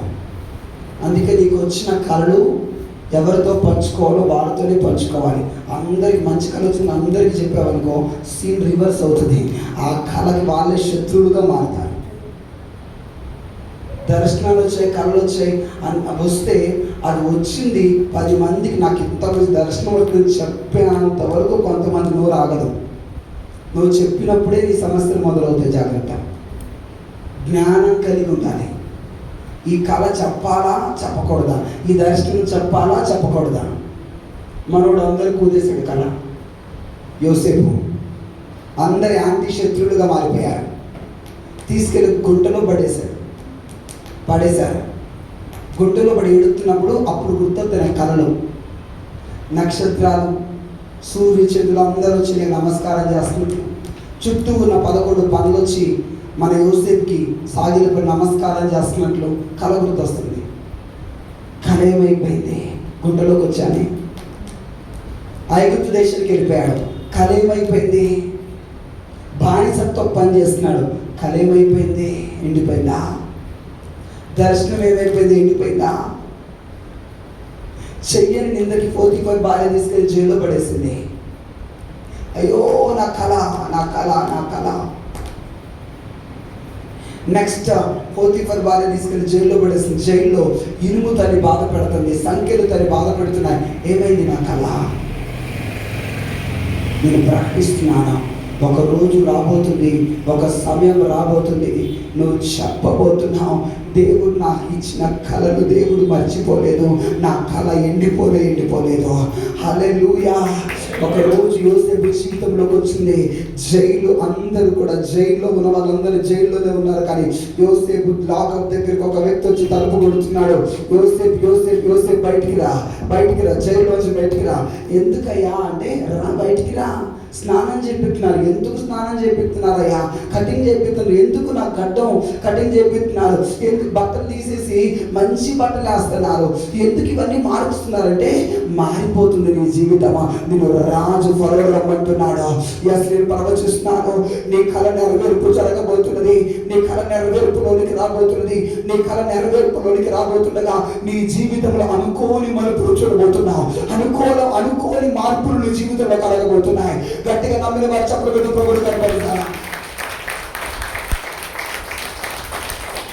చెప్పండి పక్క వాళ్ళని చూసి, అనుకోని మలుపులు నీ జీవితంలో జరగబోతున్నాయి. నోటితో పెదాలతో పలుకుతున్నారా, హృదయంలోంచి చెప్తున్నారా? గట్టిగా చెప్పండి, అనుకోని మలుపులు దేవుడు కలగజేయబోతున్నాడంట. గట్టిగా ఆమేన్ అని చెప్పి చెప్పండి. జరగాల చెప్పండి, జరగాల. ఏంటండి దేవుడి శాపగ్రస్తమైన జీవితంలో మనం జీవించిన దేవునికి ఇష్టం లేదు. మిమ్మల్ని దేవుడు ఒక ఉన్నత వయసులకు పైకి లేపబోతున్నాడు. ఆయన మీ జీవితాల్లో ఒక మార్పును కలగజేయబోతున్నాడు. వెళ్ళాడు, ఫరో ముందు నిలబడ్డాడు. ఫరోకి టకటకాలకు అర్థం చెప్పాడు. ఫరో సింహాసనం దిక్కులు లేచి వచ్చి అంటున్నాడు, ఇదిగో ఇది నా చేతి ఉంగరం నాయన, తీసి నీ వేలుకు పెడుతున్నా, తీసుకో. అంతసేపు జైల్లో ఉంటున్నాడు, ఇనుముతో బంధింపబడినాడు. ఇప్పుడు ఏమొస్తుంది తెలుసా? ఆ యొక్క దేశం మంతటిపైకి అధికారిగా మారిపోతున్నాడు. 5 కంతటికి అధికారం ఒక్కసారిగా మారిపోయింది. ఒక్కసారిగా షిఫ్ట్, ఒక పెను మార్పు. ఇలాంటి పెను మార్పును నీ దేవుడు మాత్రమే చేయగలడు. నువ్వు నమ్ముకున్న దేవుడు నీ జీవితంలో అలాంటి కార్యములు చేయబోతున్నాడు. ఇతని బట్టలన్నీ తీసేయండి, ఇతనికి రాజవస్త్రాన్ని తొలగించండి, ఇతని నా రథంపై ఊరేగింపచేయండి. యోసేపు అంటున్నాడు, యోసేపు నీ అనుమతి లేకుండా నా దేశంలో ఎవడు కానీ కాలు చాపడానికి కూడా వీల్లేదు, చెయ్యెత్తడానికి కూడా వీల్లేదు. చెయ్యెత్తాలన్నా కాలు చాపాలన్నా ఎవరి అనుమతి కావాలంట? యోసేపు. అసలు ఎంత ఏంటో తెలుసా, బైబిల్ మీద బాగా చదివి, గొర్రెల కాపర్లు ఐగుప్తీయులకు హేయులంట. ఐగుప్తీయులకు గొర్రెల కాపర్లు అంటే హేయులు, పడదు, వాళ్ళని బయట ఇస్తారు వాళ్ళని. హేయులు, గొర్రెల కాపరి యోసేపు, వాళ్ళ ఫ్యామిలీ అంతా గొర్రెల కాపర్లు. కానీ నీ దేవుడు అనుకుంటే నన్ను ఎట్లాంటి స్థితిలోకైనా హెచ్చించగలడు, ఎట్లాంటి ఉన్నతమైన స్థాయిలో నీ దేవుడు లేవనెత్తగలడు, మార్పులు కలగచేయగలడు. నీ దేవుడు ఈ రోజు నీ జీవితంలో అలాంటి ఒక కళ నెరవేర్పులకు తీసుకురాబోతున్నాడు, ఒక దర్శనం నెరవేర్పులకు తీసుకురాబోతున్నాడు. కళ జరగదిక, కళ ఎండిపోయింది, దర్శనం ఎండిపోయింది, దేవుడిచ్చిన మాట ఎండిపోయింది, చాలా సంవత్సరాలు అయిపోయింది, చాలా నెలలు, చాలా రోజులు గడిచిపోయింది అని అనుకుంటున్నామేమో. కానీ ప్రభు పలుకుతున్నాడు, ఎండిపోయిన కళలన్నీ మరలా తిరిగి జీవం పోసుకోబోతున్నాయి. దేవుడు నీకు ఇచ్చిన మాటలని నెరవేర్పులకు రాబోతున్నాయి. గట్టిగా ఆమేన్ చెప్తారా? పక్క వాళ్ళని తాకి చెప్పండి, నీ జీవితంలో ఎండిపోయినాయి అనుకున్న కళలన్నీ దేవుడు బతికించబోతున్నాడు, నెరవేర్పులోకి రాబోతుంది. ఎంతమంది కళలు ఉన్నాయి? కళలు. ఎంతమందికి దర్శనాలు ఉన్నాయి? చెయ్యబండి గట్టిగా చేతులెత్తి ఉంచండి. చేతులెత్తిన వాళ్ళ మీద క్రీడి వాక్కులు ప్రకటిస్తున్నాను. నీ కళలు ఎప్పటికీ ఎండిపోవు.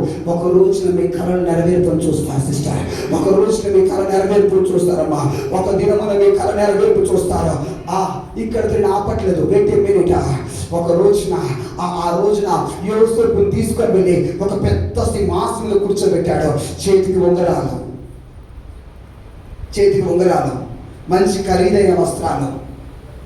ఒక రోజున 11 మంది వచ్చి యోసేపు ముందు నేల మీద ఇట్లా సాగిలపడి ఇలా తలకాయ నేలకి ఇట్లా వచ్చేసి చెప్తున్నారు, మాకు ధాన్యం ఇవ్వవా అని. గట్టిగా చెప్పలు కొట్టండి. అప్పుడు యోసేపుకి అర్థమైంది, వీళ్ళు 11 మంది, వీళ్ళ ముఖాలు ఎక్కడో చూసినట్లుంది. అదే వీళ్ళు మా అన్నలు కదా. అంటే నాకు అప్పుడెప్పుడో చిన్నప్పుడు వచ్చిన కళ ఎండిపోయింది అనుకున్నాను, కానీ ఎండిపోలే, నెరవేరింది. గట్టిగా కలపడతాను. అలా నువ్వు కూడా చెప్పబోతున్నావు, ఎప్పుడో నాకు వచ్చిన కళ దేవుడు నెరవేర్చాడు. ఇదే నా కళ. గట్టిగా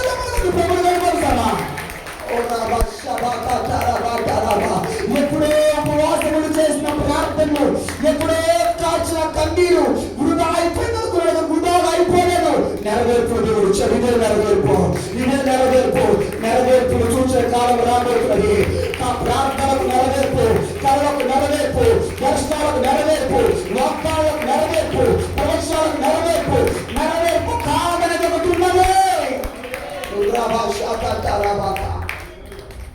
నేను ఈ ఒక్క మాట మీ జీవితాలపై ప్రకటించి ముగిస్తాను నా సాక్ష్యం చెప్పాక.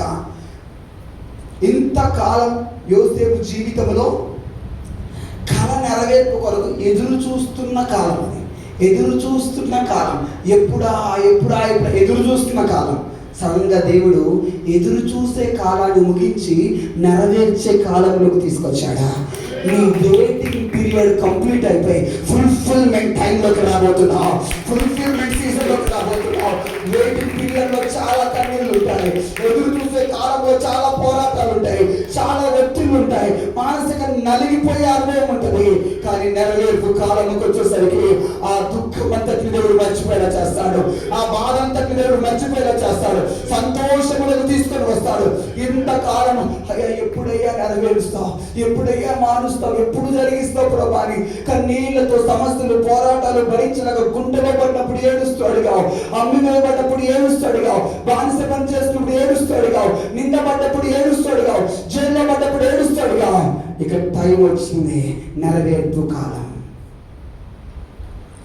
నీ జీవితంలోకి ఒక్క మాట పట్టుకో, ఈ ఒక్క మాట నీ జీవితాన్ని మార్చునుగాక. ఎదురు చూసే కాలం అయిపోయింది కా. దేవుడు నీతో చెప్తున్నాడు, నీవు కూడా నీకు వచ్చిన ప్రతి దర్శనం, ప్రతి కళ నెరవేర్పు చూసే కాలంలో అడుగు పెట్టింది నీ జీవితం. గట్టిగా ప్రభు మైపడతారు.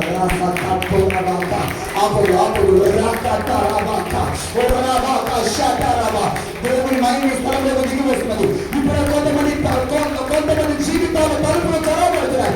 ఓపెన్ ఓపెన్ ఓపెన్ ఓపెన్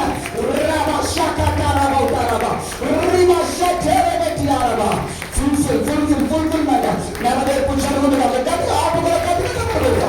నెరవేర్పు జరుగునుగాక. వాగ్దానం నెరవేర్పు జరుగునుగాక.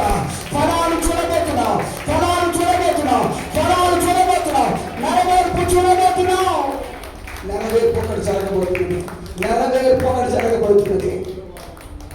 ఒక ముగ్గురిని తాకి చెప్పండి, నేను ప్రవచిస్తున్నా, నేను ఒక ప్రవచనం చెప్తున్నా అని చెప్పండి. పక్క వాళ్ళని తాకి సిగ్గుపడకండి, చెప్పండి.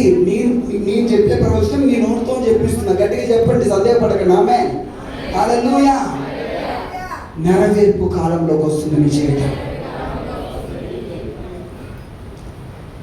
ఎందుకు పరిశుద్ధాత్ముడు రిపీటెడ్గా మాట మనం చెప్పిస్తున్నాడు ఏంటంటే, మీకు వచ్చిన కళలు ఎండిపోవట, దేవుడు మీకు ఇచ్చిన మాటలు ఎండిపోవట, నేను పంపిన మాట కార్యము చేయకుండా నిష్ఫలంగా తిరిగి నా యొద్దకు మరలదు. నేను పంపిన మాట తప్పక నెరవేర్పు జరుగుతుంది, ఆయన ఇచ్చిన కళ తప్పక నెరవేర్పు జరుగుతుంది.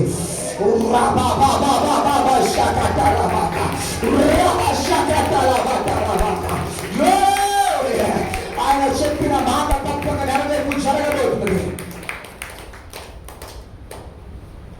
ఈ పరిచర్య విషయమై దేవుడిచ్చిన కళలు, దేవుడిచ్చిన దర్శనాలు, దేవుడిచ్చిన వాగ్దానాలు ఊరికనే ఎండిపోయి చెప్పుకోవడానికి మాత్రమే మిగిలిపోవు. కానీ మీకు ఇచ్చిన వాగ్దానాలు, దర్శనాలు, కళలు ఇక ఫుల్ఫిల్ అయ్యే కాలంలోకి రాబోతున్నది, ఫుల్ఫిల్ అయ్యే కాలంలోకి రాబోతున్నది. మీ సంతానం విషయమై, మీ సంతానం విషయమై, మీ కుటుంబం విషయమై దేవుడిచ్చిన కళ ఏది కూడా, ఏ దర్శనం కూడా ఎండిపోదు. కానీ ఒక నెరవేర్పులోనికి చూడబోతున్నాడు. అతి త్వరలో నెరవేర్పులోనికి రాబోతున్నాయి. గట్టిగా ఆమేన్ అని చెప్పి ముద్రిస్తారా? మూయబడిన ఇత్తడి తలుపులు తెరవబడుతున్నాయి, మూయబడిన ఇత్తడి తలుపులు తెరవబడుతున్నాయి. ఆపదు ఆపదు ఆపదు ఆమేన్ అని చెప్పండి. మూయబడిన ఇత్తడి తలుపులు తెరవబడుతున్నాయి. మూయబడిన ఇనుప బంధకాలు తెగిపోతున్నాయి, సంఖ్యలు తెగిపోతున్నాయి, తలుపులు తెరవబడుతున్నాయి, కార్యములు జరగడం మొదలు కాబోతున్నది. సంవత్సరాల తరబడి ఆగిపోయి నెరవేర్పు, సంవత్సరాల తరబడి ఆగిపోయి నెరవేర్పు కాలం మొదలవుతున్నది, ఆరంభమవుతున్నది. Season of fulfilment. చెప్పండి, దేవుడు మర్చిపోలే చెప్పండి, చెప్పండి చెప్పండి చెప్పండి గట్టిగా, దేవుడు మర్చిపోలే, దేవుడు మర్చిపోలే చెప్పండి, అస్సలు మర్చిపోలే చెప్పండి, అస్సలు మర్చిపోలే. దేవుడు ఎంత మంచి దేవుడు అంటే ఆయన మర్చిపోయేవాడే కాడు. ఆపండి ఆపండి, ఇక మీ ప్రసంగం ఆపండి అనే వాళ్ళు అవసరం చెప్తారు హల్లెలూయా. అమ్మో నాయన స్తోత్రం. Okay, I will try to stop. Okay okay okay, continue continue continue అన్న వాళ్ళు, కొనసాగించిన వాళ్ళు అంతకంటే బిగ్గరగా చెప్తారా? Praise the lord, hallelujah. ఇంతకు ముందు ఫ్లోలో ఉండి అన్నీ చెప్పేశారేమో మరి. ఆమేన్. Praise the lord. మీరందరూ ఒకసారి మా కొత్తగూడానికి వచ్చుదురు గాక. Amen. Hallelujah hallelujah. Listen carefully. నీ జీవితంలో దేవుడు ఒక కారణం ఇచ్చాక నువ్వు మర్చిపోతావేమో కానీ దేవుడు మర్చిపోడా. దేవుడు అంట నోవాహు కుటుంబ సభ్యులు 7 మొత్తం 8 మందిని కలిపి పవిత్రమైన జంతువుల్లో ఆడవి మగవి 7 అపవిత్రమైనవి 2 జతలు ఓడలో పెట్టి బయటినే తాళం వేసేసాడంట. లోపల పెట్టేసి వాళ్ళు లోపల గొల్లోకి పెట్టుకుంటే అక్కడ పొరపాటున 40 రోజులు కాకముందే వర్షం ఇంకా పడుతూ నీళ్ళు ఇంకా ఎండిపోకముందే తలుపు తీసుకుని ఎక్కడ బయటకు వస్తారేమో అనేసి గొల్లెం బయట ఈయన పెట్టాడంట. యెహోవా బయట గొల్లెం పెట్టాడు బైబిల్లో. తలుపు వేసేసాడంట ఆయన. మర్చిపోలే దేవుడు. 365 రోజులు అయిపోయింది. ఓడలోకి వెళ్ళిపోయి 365 రోజులు అయిపోయింది. 360 సంవత్సరం అయిపోయింది. సంవత్సరం అయిపోయి ఇంకా నెల కూడా 13 నెలలు కూడా అయిపోయింది. 14వ నెలలో దేవుడంట, నేను వాళ్ళని అప్పుడు ఓడలో పెట్టి తాళం వేశాను కదా అని నీళ్ళన్నీ ఎండిపోయి జ్ఞాపకం చేసుకున్నాడంట. గట్టిగా చెప్పకూడదు ప్రభుత్వం. ఎప్పుడు జ్ఞాపకం చేసుకున్నాడు? నీళ్ళన్నీ ఇంకిపోయిన తర్వాత జ్ఞాపకం. నేను ఎప్పుడు జ్ఞాపకం చేసుకోలో రైట్ టైం ఏదో దేవుడికి తెలుసు. రైట్ టైంలో జ్ఞాపకం చేసుకోబోతున్నాడు. సరైన సమయంలో జ్ఞాపకం చేసుకోబోతున్నాడు. నీళ్ళు ఉన్నప్పుడే ఆ గొల్లెని తీస్తే ఇబ్బంది పడతారు, కష్టమవుతుంది, చచ్చిపోతారు, బ్రతకలేరు. నీళ్ళన్నీ ఎండిపోయాక అంతా అయిపోయాక రైట్ టైంలో జ్ఞాపకం చేసుకున్నాడు. అదే విధంగా యోసేపు జీవితంలో కూడా అంతే, శారా జీవితంలో కూడా అంతే, రిబ్కా జీవితంలో కూడా అంతే. నీ జీవితంలో నా జీవితంలో కూడా దేవుని యొక్క సరి అయిన సమయంలో దేవుడు నిన్ను నన్ను జ్ఞాపకం చేసుకొని ఓడలో వచ్చి బయటకు తీసుకొచ్చినట్లుగా నిన్ను బయటకు తీసుకురాబోతున్నాడు. ఆగండి. ఓడలోనికి వెళ్ళేటప్పుడు ఎక్కడున్నారు తెలుసా? నేల మీద ఉండి ఓడలోకి వెళ్ళాను. ఓడను దేవుడు జ్ఞాపకం చేసుకొని ఓడ తలుపులు తెరిచాక బయటకు వచ్చాక ఎక్కడెక్కారో ఆ ప్లేస్లో ఆ రైల్వే స్టేషన్లో లేరు, ఆ స్పాట్లో లేరు. ఎక్కడుందయ్యా ఓడ అంటే దేవుడు జ్ఞాపకము చేసుకున్న తర్వాత ఓడ అరారాతు కొండ మీద ఉంది, కొండ మీదకి చేరింది.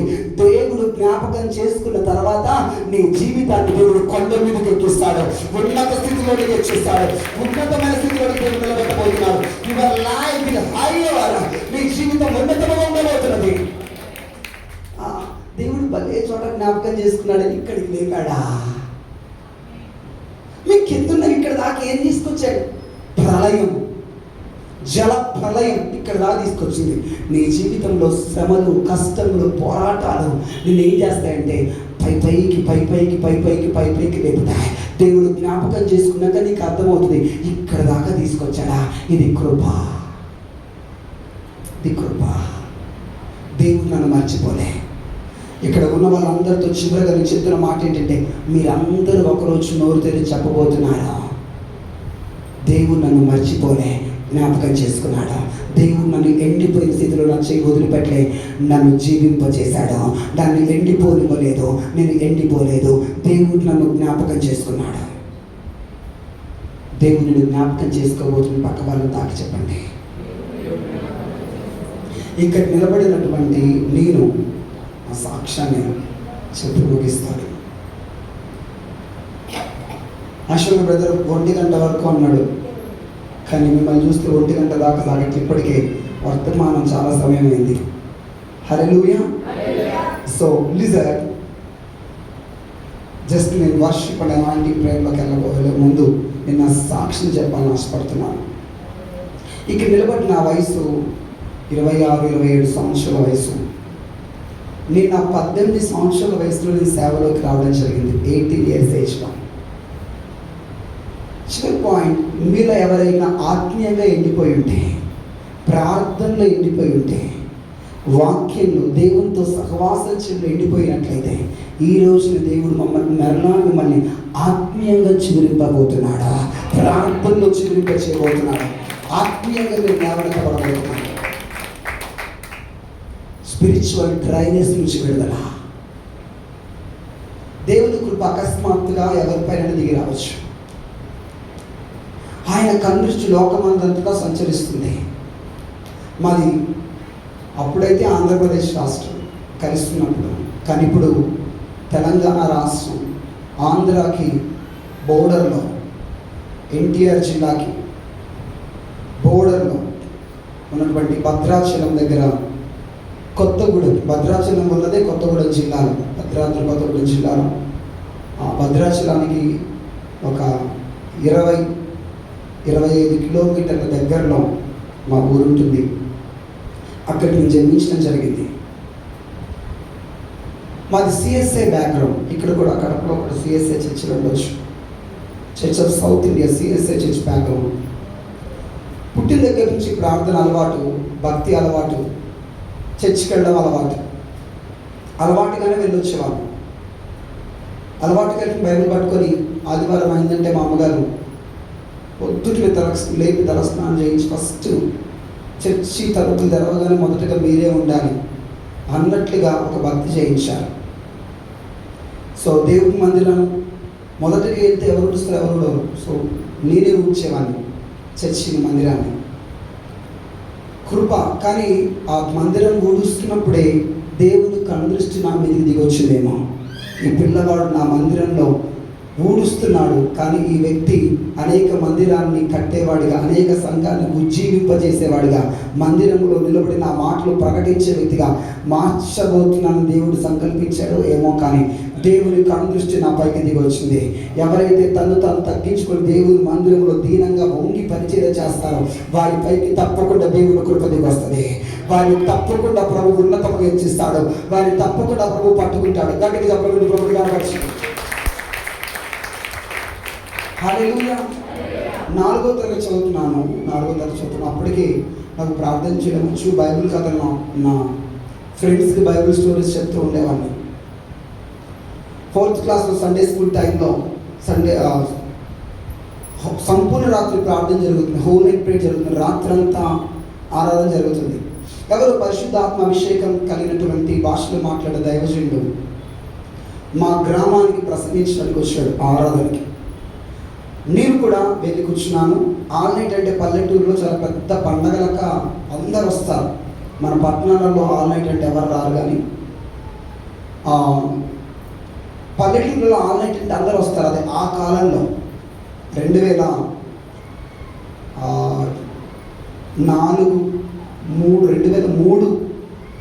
ఆ కాలంలో. అప్పుడు నేను 4వ తరగతి చదువుతున్నాను. సరే, 2006-2007 ఆ కాలంలో మందిరం అంతా విశ్వాసంతో నిండిపోయింది. పిల్లలందరూ ఉన్నారు, చాలామంది, 150 గడప ఆ విలేజ్. సో చాలామంది మందిరం అంతా నిండిపోయి కిక్కిసిపోతే పిల్లలందరినీ తీసుకొని వచ్చి పైన ఇలా బలిపీఠం మీద కూర్చోబెట్టారు. మేమందరం ఇలా మీకు ఎదురుగా కూర్చొని ఉన్నాం. ఇలానే ఒక ఆల్టర్ ఉంటుంది సిఎస్ఐ చర్చిలో కూడా. ఇలానే ఒక బల్లు ఉంటుంది. పులిపీఠ పక్కనే ఇక్కడే కూర్చోతున్నాను. ఇక్కడ ఇలాంటి స్థలంలో నిలబడి దైవజనుడు ఆరాధన చేస్తుంటే పరిశుద్ధ ఆత్మశక్తి ఆ మందిరం పైకి బలంగా అలా దిగి వస్తూ ఉంటుంది. అందరూ దేవుని ఆత్మతో నింపబడి, అభిషేకంతో నింపబడి, గంతులు వేస్తూ ఆత్మలో భాషలు మాట్లాడుతూ ఉన్నారు. నేను కళ్ళు తెరిసి అంతసేపు దిక్కులు చూసి నేను సడన్గా వారి వైపు నేను అలానే చూస్తూ ఆగిపోయాను. వారి మీదకి ఏదైతే దేవుని శక్తి దిగొస్తుందో, ఏదైతే వారు పొందుకుంటున్నారో, ఏదైతే వారి మీదకి దేవుని ఆత్మ దిగి వస్తుందో, యేసు క్రీస్తు ప్రభు వారి మీదకి దిగి వచ్చిన అదే పరిశుద్ధాత్మ నాపై కూడా ఇప్పుడే దిగి రావాలని నేను ఆశపడ్డానంతే. చెప్పండి, ఏం పడ్డా? గట్టిగా చెప్పండి. ఆశపడితే చాలు, దేవుడు తన ఆత్మను మన జీవితంలో కుమ్మరిస్తాడు, ఆత్మతో నింపుతాడు. ఆశపడి నేను కూడా కళ్ళు మూసుకొని అతను పాడే పాట నేను కూడా పాడుతూ చప్పట్లు కొడుతూ ప్రభుని ఆరాధించడం మొదలుపెట్టాను. అకస్మాత్తుగా 5 నిమిషాలు కూడా కాకముందే దైవికమైన శక్తి పరిశుద్ధాత్ముడు బలముగా నా పైకి దిగి రావడం జరిగింది. 4వ తరగతి చదువుతుండగా నేను పరిశుద్ధాత్మతో నింపబడ్డాను. గట్టిగా చెప్పకపోతే ఏసై మనం. సో నీ 4th క్లాస్ చదువుతున్నప్పుడే నీ పరిశుద్ధాత్మతో తాకబడితే నీకు దేవుడు పరిశుద్ధాత్మని ఇవ్వడా? 100% తప్పకుండా దేవుడు తన ఆత్మను నీకు ఇస్తాడు, తన ఆత్మతో అభిషేకిస్తాడు. ఆ తర్వాత నా హృదయం ఆయన వైపునకు ఆశ్చర్యంగా ఆకర్షింపబడింది. పరిశుద్ధాత్మతో ప్రతి ఆరాధనలో అలాంటి అభిషేకంతో ఆరాధన జరుగుతున్న ప్రతిసారి ఆత్మ తాకిడిని స్పర్శను అనుభవిస్తూనే ఉండేవాడిని. 8th క్లాస్కి వచ్చేసాను. 8వ తరగతి చదువుతున్నటువంటి ఆ టైంలో సండే స్కూల్ ప్రారంభమైంది. అంతకుముందు వరకు సండే స్కూల్ లేదు. సండే స్కూల్ ప్రారంభమైంది. సండే స్కూల్ పిల్లలందరూ కూడా కూర్చున్నారు. ఈ చర్చి సండే స్కూల్ పిల్లలతో ఈ చర్చిని సగం నిండిపోతుంది. అంతమంది ఒక 70-80 మంది సండే స్కూల్ పిల్లలు అందరినీ కూడా మోకరింపజేసి సండే స్కూల్ టీచరు ఒక అభిషేకంతో కూడిన ఆరాధన పాటలు పాడిస్తుంది. పిల్లలందరి గొంతులు ఒక్కటైపోయాయి, ఒక్క వాయిస్లో నిలబడుతుంది. సడన్గా వెనకాల అప్పుడు 8వ తరగతి చదువుతున్నా కొంచెం పిల్లలందరికంటే ఎత్తుగా ఉంటాం కాబట్టి ఎత్తుకున్న వాళ్ళు వెనకాల కూర్చోబెట్టారు. వెనకాల మోకరించింది. నాపైకి దేవుని ఆత్మ బలంగా దిగొచ్చింది. నా నోరు తెరవబడి భాషల్లో మాట్లాడడం మొదలుపెట్టాను. నేను నా 8వ తరగతి చదువుతుండగా భాషల్లో మాట్లాడడానికి దేవుడు తన అభిషేకాన్ని నాకు ఇవ్వడం జరిగింది. అప్పుడు మొదలైన తన అభిషేక భాషలు ఇప్పటి వరకు అవి ఆగడం లేదు, అవి ప్రవహిస్తూనే ఉన్నాయి. అవి నా జీవితాన్ని మార్చాయి. గట్టిగా చెప్పడం చెప్పండి. పక్క వాళ్ళతో పరిశుద్ధాత్ముడు ఉన్నాడు, భాషలు కూడా ఉన్నాయి, స్వస్థతలు ఉన్నాయి, అద్భుతాలు కూడా ఉన్నాయి. యేసై ఉంటే ఇవన్నీ ఉన్నాయని చెప్పండి. గట్టిగా చెప్పకూడదు, ప్రభుత్వం కనపడుతుంది. హల్లెలూయా, హల్లెలూయా. ఎంతసేపు అంటే ఒక అర్ధగంట సేపు పిల్లల పాట అయిపోయిందా అయిపోలేదో నాకు గుర్తులేదు. అర్ధగంట సేపు నేను దేవుని శక్తి స్వాధీనంలో ఉండి చివరికి తట్టుకోలేక ఏడుస్తా ఉంటున్నా, గట్టిగా ఏడుస్తున్నా. అర్ధగంట తర్వాత ఏడ్చి ఏడ్చి ఏడ్చి ఏడ్చి ఆ ప్రభావం ఆ ప్రసన్నత అలా తగ్గిపోయిన తర్వాత నేను కళ్ళు తెరిచి చూస్తే నిశ్శబ్దంగా ఉన్నారు. పిల్లలు పాడడం ఆపి అంత టైం ఏదో తెలియదు. అంతా నేను ఏడవడం ఆ నిశ్శబ్దమైన చర్చిలో నా ఏడుపు శబ్దం ఒకటే కమ్ము కమ్ముమని వినబడతా ఉంది. నేను ఆపాక అంత నిశ్శబ్దంగా అయిపోయింది. అప్పుడు సండే స్కూల్ టీచర్ నా దగ్గరకు వచ్చి, ఆమె కూడా దేవుని ఆత్మతో ఒకటి భాషలో మాట్లాడే ఆమె నా దగ్గరకు వచ్చి చెప్పింది, ఈ అన్నయ్య పరిశుద్ధాత్మతో నింపబడి భాషలు మాట్లాడుతూ ఉన్నాడు, ఇది నిజం అని చెప్పింది పిల్లలందరికీ. హల్లెలూయా. తర్వాత నా దగ్గరికి వచ్చి అంతా అయిపోయాక నాతో చెప్పింది, ప్రేరణ అయిపోయాక, విను, నిన్ను పరిశుద్ధాత్ముడు నింపాడు, నీలో ఒక ఆయన శక్తి వచ్చింది, నువ్వు భాషల్లో మాట్లాడావు, నువ్వు ఆపకు, భాషలు మాట్లాడుతూనే ఉండు, ఇంకా అవి లోతైన భాషలుగా మారబోతున్నాయి. ఇక నా హృదయం మండింపబడింది, నా హృదయం రగిలింపబడింది. 9th క్లాస్ అయిపోయింది. 10th క్లాస్లోకి అడుగు పెట్టా. 10th క్లాస్లో నా మనస్సు మలుపు తిరిగింది, డైవర్ట్ అయింది. చదవాలి, అసలుకి చదివే వ్యక్తిని 10th క్లాస్లో కొంచెం స్టడీ మీదకి వచ్చి నేను దేవుని కంటే ఎక్కువగా నా చదువును ప్రేమించడం మొదలుపెట్టాను. నేను స్కూల్ ఫస్ట్ ర్యాంక్ రావాలి, నాకంటే ఎక్కువగా ఏ ఎగ్జామ్లో కూడా ఒక్క వ్యక్తి కూడా నాకంటే ఒక్క మార్కు కూడా ఎక్కువగా రావడానికి వీలేదు. రోజుకి 15 గంటలు చదివేవాడిని. 15 గంటల రోజుకి. మార్నింగ్ తెల్లవారుజామున 4 గంటలకు లేచి రాత్రి మళ్ళీ 10 గంటల వరకు నేను అన్నం తినను. ఇంట్లో స్కూల్కి వెళ్ళినప్పుడే అన్నం నా చేతితో తింటాను.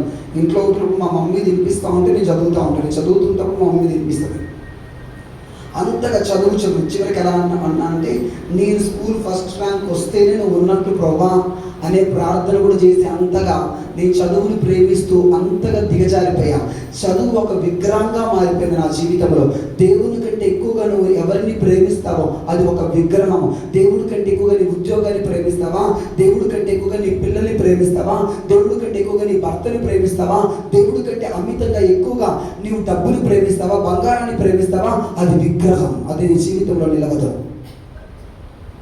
చెప్పండి పక్క వాళ్ళతో, దేవుని కంటే ఎక్కువగా దేన్ని ప్రేమించినా అది నీ జీవితం అస్సలు ఉండదని చెప్పండి. ఉండదంతే. అందుకే మీకు చెప్పే మాట ఏంటో తెలిసిన ఒక పెద్ద మాట, దేవుని కంటే ఎక్కువగా దేన్ని ప్రేమించకండి. ఆమె గట్టిగా చెప్పడం డబ్బులు కావచ్చు, బంగారం కావచ్చు, వెండిని కావచ్చు, భర్తను కావచ్చు, దేవుడి తర్వాతే భర్త. ఆమె హల్లెలూయా. ఇస్సాకు దగ్గర అబ్రహామును పరీక్షించాడు, నన్ను ప్రేమిస్తున్నావా, ఇస్సాకును ప్రేమిస్తున్నావా, 100 సంవత్సరాలు పుట్టాడు కదా అని చెప్పాడు. రుజువు చూసి క్లియర్గా ప్రాక్టికల్గా చెప్పాడు. బలిపీఠంపై గొర్రెను కట్టేసినట్లుగా కన్న కొడుకులు కట్టి బలిపీఠం మీద వదిలిపెట్టి నిన్నే ప్రేమిస్తున్నా ప్రభాని కత్తి పైకెత్తాడు. ఆ పైగా అర్థమైంది, నన్నే ప్రేమిస్తున్నావని. ఇదిగో బహుమానమైన అనేక జనములకు తండ్రిగా మార్చి గొప్పగా ఆశీర్వదించబడుతున్నాను. నీవు అనేక జనములు ఆశీర్వదింపబడబడుతున్నాను. గట్టిగా ఆమేన్. దేవుని మాత్రమే ప్రేమించే వారిని దేవుడు ఆస్తికర్తలుగా చేస్తాడు. దేవుని మాత్రమే ప్రేమించే వారిని బలముగా ఉదయించే సూర్యుడుగా చేస్తాడు. దేవుని మాత్రమే ప్రేమించే వారి జీవితంలో సమస్తము వాళ్ళ మేలు కొరకు సమకూడి జరుగుతుంది. దేవుని మాత్రమే ప్రేమించే వారి జీవితంలో ఏ ఆశీర్వాదంలో తక్కువగా ఉందో అమితమే ఆశీర్వాదాలు వారి జీవితంలోకి వస్తాయి. గట్టిగా చెప్పగలరు, ప్రభువుని గణపరచండి. నా జీవితంలో చదువు వైపుకి వెళ్ళిపోయింది, కానీ దేవుడు కనికరించి స్కూల్ ఫస్ట్ ర్యాంక్ దేవుడు నాకు ఇచ్చాడు 2014 సంవత్సరంలో. ఆమేన్. హల్లెలూయా, హల్లెలూయా. దేవుడు విడిచిపెట్టలే. ఆ తర్వాత ఇక మంచి టాప్ ర్యాంక్ వచ్చేసింది, స్కూల్ ఫస్ట్ ర్యాంక్ వచ్చేసింది. అందరు ఇంటికి వచ్చేసి మా కాలేజీలో జాయిన్ అవ్వమంటున్నారు. ఊరంతా కూడా చాలా గొప్పగా చెప్పుకుంటా ఉన్నారు, పలానా వాళ్ళ బాబుకి ఇంత మంచి ర్యాంక్ వచ్చింది, ఇంత టాపర్ అయ్యాడు అనేసి పేపర్లో పడ్డం అంతా జరిగింది. చదివింది మన గవర్నమెంట్ స్కూల్లోనే. ప్రైవేట్ స్కూల్లో వచ్చిన మార్క్స్ వచ్చేసరికి అందరూ కూడా ఆశ్చర్యపడుతూ ఉంటున్నారు. ఆ టైంలో నా ఆలోచనలన్నీ మలుపు తిరిగి మారిపోయాయి. నేను ఇంకా పెద్ద చదువులు చదవాలి, ఉన్నత స్థితిలోకి వెళ్ళిపోవాలి, చాలా టాప్ ర్యాంక్ వెళ్ళిపోవాలి అనేసి. అసలు నేను చదవలేని విద్య అంటే ఏది లేదు, ప్రతిదీ చదువుకుంటూ వెళ్ళిపోవాలి అని డిప్లొమా మెకానికల్ ఇంజనీరింగ్లో జాయిన్ అయ్యా. కొత్తగూడెం గవర్నమెంట్ పాలిటెక్నిక్ కాలేజ్లో ఫ్రీ సీట్ వచ్చింది గవర్నమెంట్ కాలేజ్లో. దాంట్లో జాయిన్ అవ్వడం జరిగింది. దాంట్లో జాయిన్ అయిన తర్వాత నా కాలేజ్ లైఫ్ నా మైండ్స్కి సెట్ అవ్వట్లేదు. కొంచెం ఆత్మీయంగా భయభక్తులతో ఇంట్లో పెరిగి నేను అక్కడ ఉండలేకపోతున్నా. సో అప్పుడప్పుడు కాలేజ్కి స్కూల్కి ఒక్కరోజు కూడా ఆగకూడదు. నేను కాలేజ్కి ఆగడం, డుమ్మా కొట్టడం, ఇంట్రెస్ట్ లేకపోవడం, చదువు మీద ఇంట్రెస్ట్ తగ్గిపోయింది. ఎందుకంటే గవర్నమెంట్ కాలేజ్లు, ఇంజనీరింగ్ కాలేజ్ ఎలా ఉంటాయంటే చాలా రెబలిజంగా ఉంటాయి అన్నట్టు. కాలేజ్ బయట నుంచి వచ్చే సిగరెట్లు తాగుతుంటారు, ఇష్టానుసారంగా ఉంటుంది, లెక్చర్లు అంతగా పట్టించుకోరు. సో బయటకు వచ్చిన తర్వాత నేను అనుకున్నాను, అసలు ఈ కాలేజ్కి ఎందుకు వచ్చారు ఆయన అని చెప్పి చదువు మీద ఇంట్రెస్ట్ పోయింది. ఒకరోజు నా కాలేజ్కి వెళ్ళకుండా ఇంట్లో ఉంటే కొంతమంది స్త్రీలందరూ కూడుకొని కొన్ని రోజుల నుండి ప్రార్థన చేస్తున్నారంట. మా ప్రాంతాన్ని రక్షించండి, మా ప్రాంతంలో ఒక ఉజ్జీవాన్ని తీసుకురండి, మా ప్రాంతాన్ని కదిలించని ప్రార్థన చేస్తూ ఉన్నారు. నాకు తెలియకుండా కాలేజ్ మానేసి ఇంట్లో కూర్చుండకుండా నన్ను ఎవరో ఆ గల్లీలోకి తీసుకొని వెళ్తే నేను ఆ బజార్లోకి వెళ్ళిపోయి ఆ స్త్రీల కంటపడ్డాను. ఆ ఆంటీలు అన్నారు, బాబు నువ్వు ప్రార్థన చేస్తావని తెలిసింది, నీ పైన దేవుని ఆత్మ వస్తుందని తెలిసింది, ఒక్కసారి నీ ప్రార్థనకి రావాలనుకుంటున్నాం, వచ్చి ప్రార్థన చేయవా అన్నారు. అప్పుడు అనుకున్నా, నేను నా ప్రార్థన ఆపే సంవత్సరంన్నర దాటిపోయింది, ఇప్పుడేం ప్రార్థన చేస్తాననేసి. కానీ నాకు తెలీదు ఆ రోజు దేవుడు ఇదే టైంలో నన్ను దర్శించబోతున్నాడు అని. ఎంత తప్పించుకోలేకపోయా. వాళ్ళు పట్టుకొని రండి రండి రండి అని పట్టుబడి అనుకున్నాను. ఎంతమంది స్త్రీల మధ్యలో నేను ఏంట్రా బాబు నేను ఉండడం ఎందుకు, సరే వీళ్ళ బాధలు 5 నిమిషాలు ప్రార్థన చేసి ఆమెనని చెప్పి వెళ్ళిపోదాం అనుకున్నాను. వెళ్ళి మోకరించాను. అందరూ ఒక పాట పాడారు. తర్వాత నన్ను ప్రార్థన చేయమని చెప్పారు. నేను ప్రార్థన చేయడానికి నోరు తెలిసిందే నాకు తెలుసు. ఆమె ఎప్పుడు చెప్పాను తెలియదు. గంట సేపు ఆగకుండా వాళ్ళందరికీ ప్రవచనం చెప్తూ ఉన్నానంట. దేవుని ఆత్మశక్తి బలంగా నా పైకి మరలా దిగి రావడం, దేవుని నన్ను దర్శించడం, నా శరీరం అంతా వణికిపోతూ దేవుని ఆత్మ స్వాధీనంలోకి వెళ్ళి ఒక్కొక్కరి జీవితంలో ఏం జరగబోతుందో ప్రవచిస్తూ మాట్లాడుతున్నాను. పరిశుద్ధాత్మ దేవుని శక్తి భాషలు మాట్లాడుతూ గంట సేపటి తర్వాత ఆమె చెప్పాను. ఆ తర్వాత వాళ్ళు అంటున్నారు, నువ్వు చెప్పింది నిజం, నా జీవితంలో ప్రవచనము, నువ్వు చెప్పింది వాస్తవం అని అందరూ చెప్తున్నారు. ఆ తర్వాత పల్లెటూరు కదా, అంతా పాకిపోయింది. ఈ అబ్బాయి భలేగా ప్రార్థన చేస్తున్నాడని చిన్నగా ఆ 15 సంవత్సరాల పిల్లాన్ని నన్ను ఒక్కొక్కరు వాళ్ళ ఇంటికి వెళ్ళి ప్రార్థన చేయించుకోవడం మొదలుపెట్టారు. ఒక రోజున ఒక అమ్మ వచ్చి చెప్పింది, మా అమ్మగారు డాక్టర్లు చెప్పారు, మా అమ్మగారు చావు బతుకుల్లో ఉన్నాయా, చచ్చిపోతుందని చెప్పారు, 3 వారాల్లో చనిపోబోతుంది, దయచేసి ఆమె కోసం ప్రార్థన చేస్తామని 15 సంవత్సరాల పిల్లల దగ్గరకు వచ్చి అడుగుతుంది. అయితే నా జీవితం మారింది. ఏంటో తెలుసా, నేను అర్ధరాత్రి పడుకుంటే నన్ను ఒకరు లేపి ప్రార్థన చేయమని చెప్పేవాళ్ళు. నేను అర్ధరాత్రి 12-1 గంటకి నేల మీద చాప మీద పడుకొని లేచి మోకాళ్ళేసి ప్రార్థన చేసేవాడిని. నేను ప్రార్థన చేస్తుండగా భయంకరమైన దురాత్మలు నా చుట్టూ ఆవరించేవి. నేను వాటి మీదకి అగ్నిదిగాలని భాషతో ప్రార్థన చేసేవాడిని. అస్సలు భయపడేవాడిని కాదు. అలా 1-2 గంటలు ప్రార్థన చేసి పడుకునేవాడిని. ప్రతిరోజు అర్ధరాత్రి అదే పని. రాత్రులు లేచేవాడిని ప్రార్థన చేసేవాడిని, రాత్రులు లేచేవాడిని ప్రార్థన చేసేవాడిని, దురాత్మలు గద్దిస్తూ ప్రార్థన చేసేవాడిని. ప్రార్థన శక్తి పెరుగుతూ ఉంది. ఇక్కడ ఎంతమంది జీవితంలో ప్రార్థన అనుభవం చల్లారిపోయిందా? ఒకప్పుడు ప్రార్థించే వాళ్ళు ఇప్పుడు ప్రార్థించకుండా పడిపోయి ఎండిపోయారు. ప్రభు ఒక వాక్కు విడుదలవుతుంది. ఎండిపోయినటువంటి ప్రార్థన జీవితం తిరిగి మళ్ళా చిగురించబోతుంది, తిరిగి మళ్ళీ మొదలు కాబోతుంది. గట్టిగా చెప్పబోతుంది, ఈ దినము మీ జీవితంలో ప్రార్థన ఆత్మ పరిచయలు కాక, ప్రార్థన జీవితం మొదలవులు కాక. గట్టిగా చెప్పబోతుంది, ఆమెగా చెప్పండి. కళలు రావడం ఆగిపోయిందా? దర్శనాలు రావడం ఆగిపోయిందా? ఒకప్పుడు ప్రార్థిస్తే కళలు వచ్చేవి, ఒకప్పుడు ప్రార్థిస్తే దర్శనాలు వచ్చేవి. ఇప్పుడు కళలు దర్శనాలు ఆగిపోయాయా? ఎండిపోయిన ఆత్మీయ జీవితం తిరిగి మొదలవుడుగాక, తిరిగి ప్రారంభమవుడుగాక, తిరిగి చిగురించుడుగాక, తిరిగి మొదలవుడుగాక. గట్టిగా చెప్పండి, ఆమెను చెప్పండి. ఆత్మీయ కథలు తోడుతున్నాము. గ్లోరీ శాఖారాబట్టేరి అమ్మ వచ్చి అడిగింది, మా తల్లి గారికి ప్రార్థన చేస్తామని. ఆమె కండిషన్, ఒక మంచి డాక్టర్ చెప్పాడు, ఈమె చచ్చిపోతున్న డాక్టర్ హాస్పిటల్లో తీసుకెళ్ళిపోండి అని. ఆమెలో రక్తం లేదు, చాలా బలహీనరాలుగా మారిపోయింది. ఆమె నా దగ్గర తీసుకురాబడింది. ఆమెకి ప్రార్థన చేయడానికి ఆదివారం రోజున నా దగ్గరికి వెళ్ళాను. మధ్యాహ్నం కాలేజీ ఉండదు కాబట్టి ఆమెని పాల్వంచ అని, భద్రాచలం దగ్గర పాల్వంచ అనే ఒక గ్రామాన్ని, ఒక ఊరు నుంచి తీసుకొని వచ్చారు. మీరు ఎవరికైనా నా పేరు తెలిస్తే తెలుసుకుంటూ పాల్వంచ నుంచి ఆమెను మోసుకొని వచ్చారు. ఆమె ఎలా అవుతుందంటే అస్థిపంజరంలా ఉంది,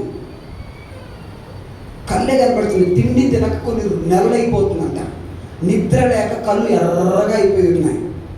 ఆమె దగ్గరికి నేను ప్రార్థన చేస్తుంది, యేసుక్రీస్తు నామములో ఈ కుమార్తెను పీడిస్తుంది దయ్యమా, బయటికి రా, కమాండించి చేస్తుంది, యేసు నామములో బయటికి రమ్మని ఆజ్ఞాపిస్తున్నా.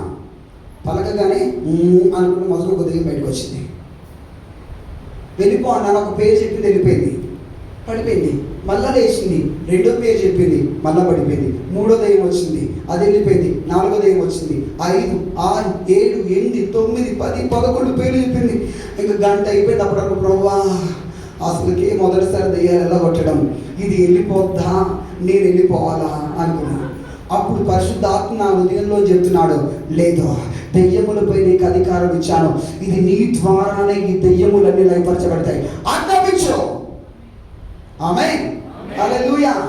13వ దెయ్యం వచ్చింది, ఎందుకు వెళ్ళగొడుతున్నాం వాళ్ళందరూ అంటుంది. 14వ దెయ్యం వచ్చింది, వెళ్ళిపోయింది. 15వ దెయ్యం వచ్చి చెప్తుంది, మేము లోపల మొత్తం 15 మంది ఉన్నాం నాయన, పెద్ద పెద్ద మాంత్రికుల దగ్గరికే వీళ్ళ భర్త తిప్పాడు. తలంతా ఎర్రగా, తలంతా తెల్ల వెంట్రుకలతో, గడ్డమంతా ఎర్రవారిపోయిన పెద్ద పెద్ద పూజార్ల దగ్గరికే తిప్పాడు. వాళ్ళే మమ్మల్ని బయటికి తీసుకోలేకపోయారు.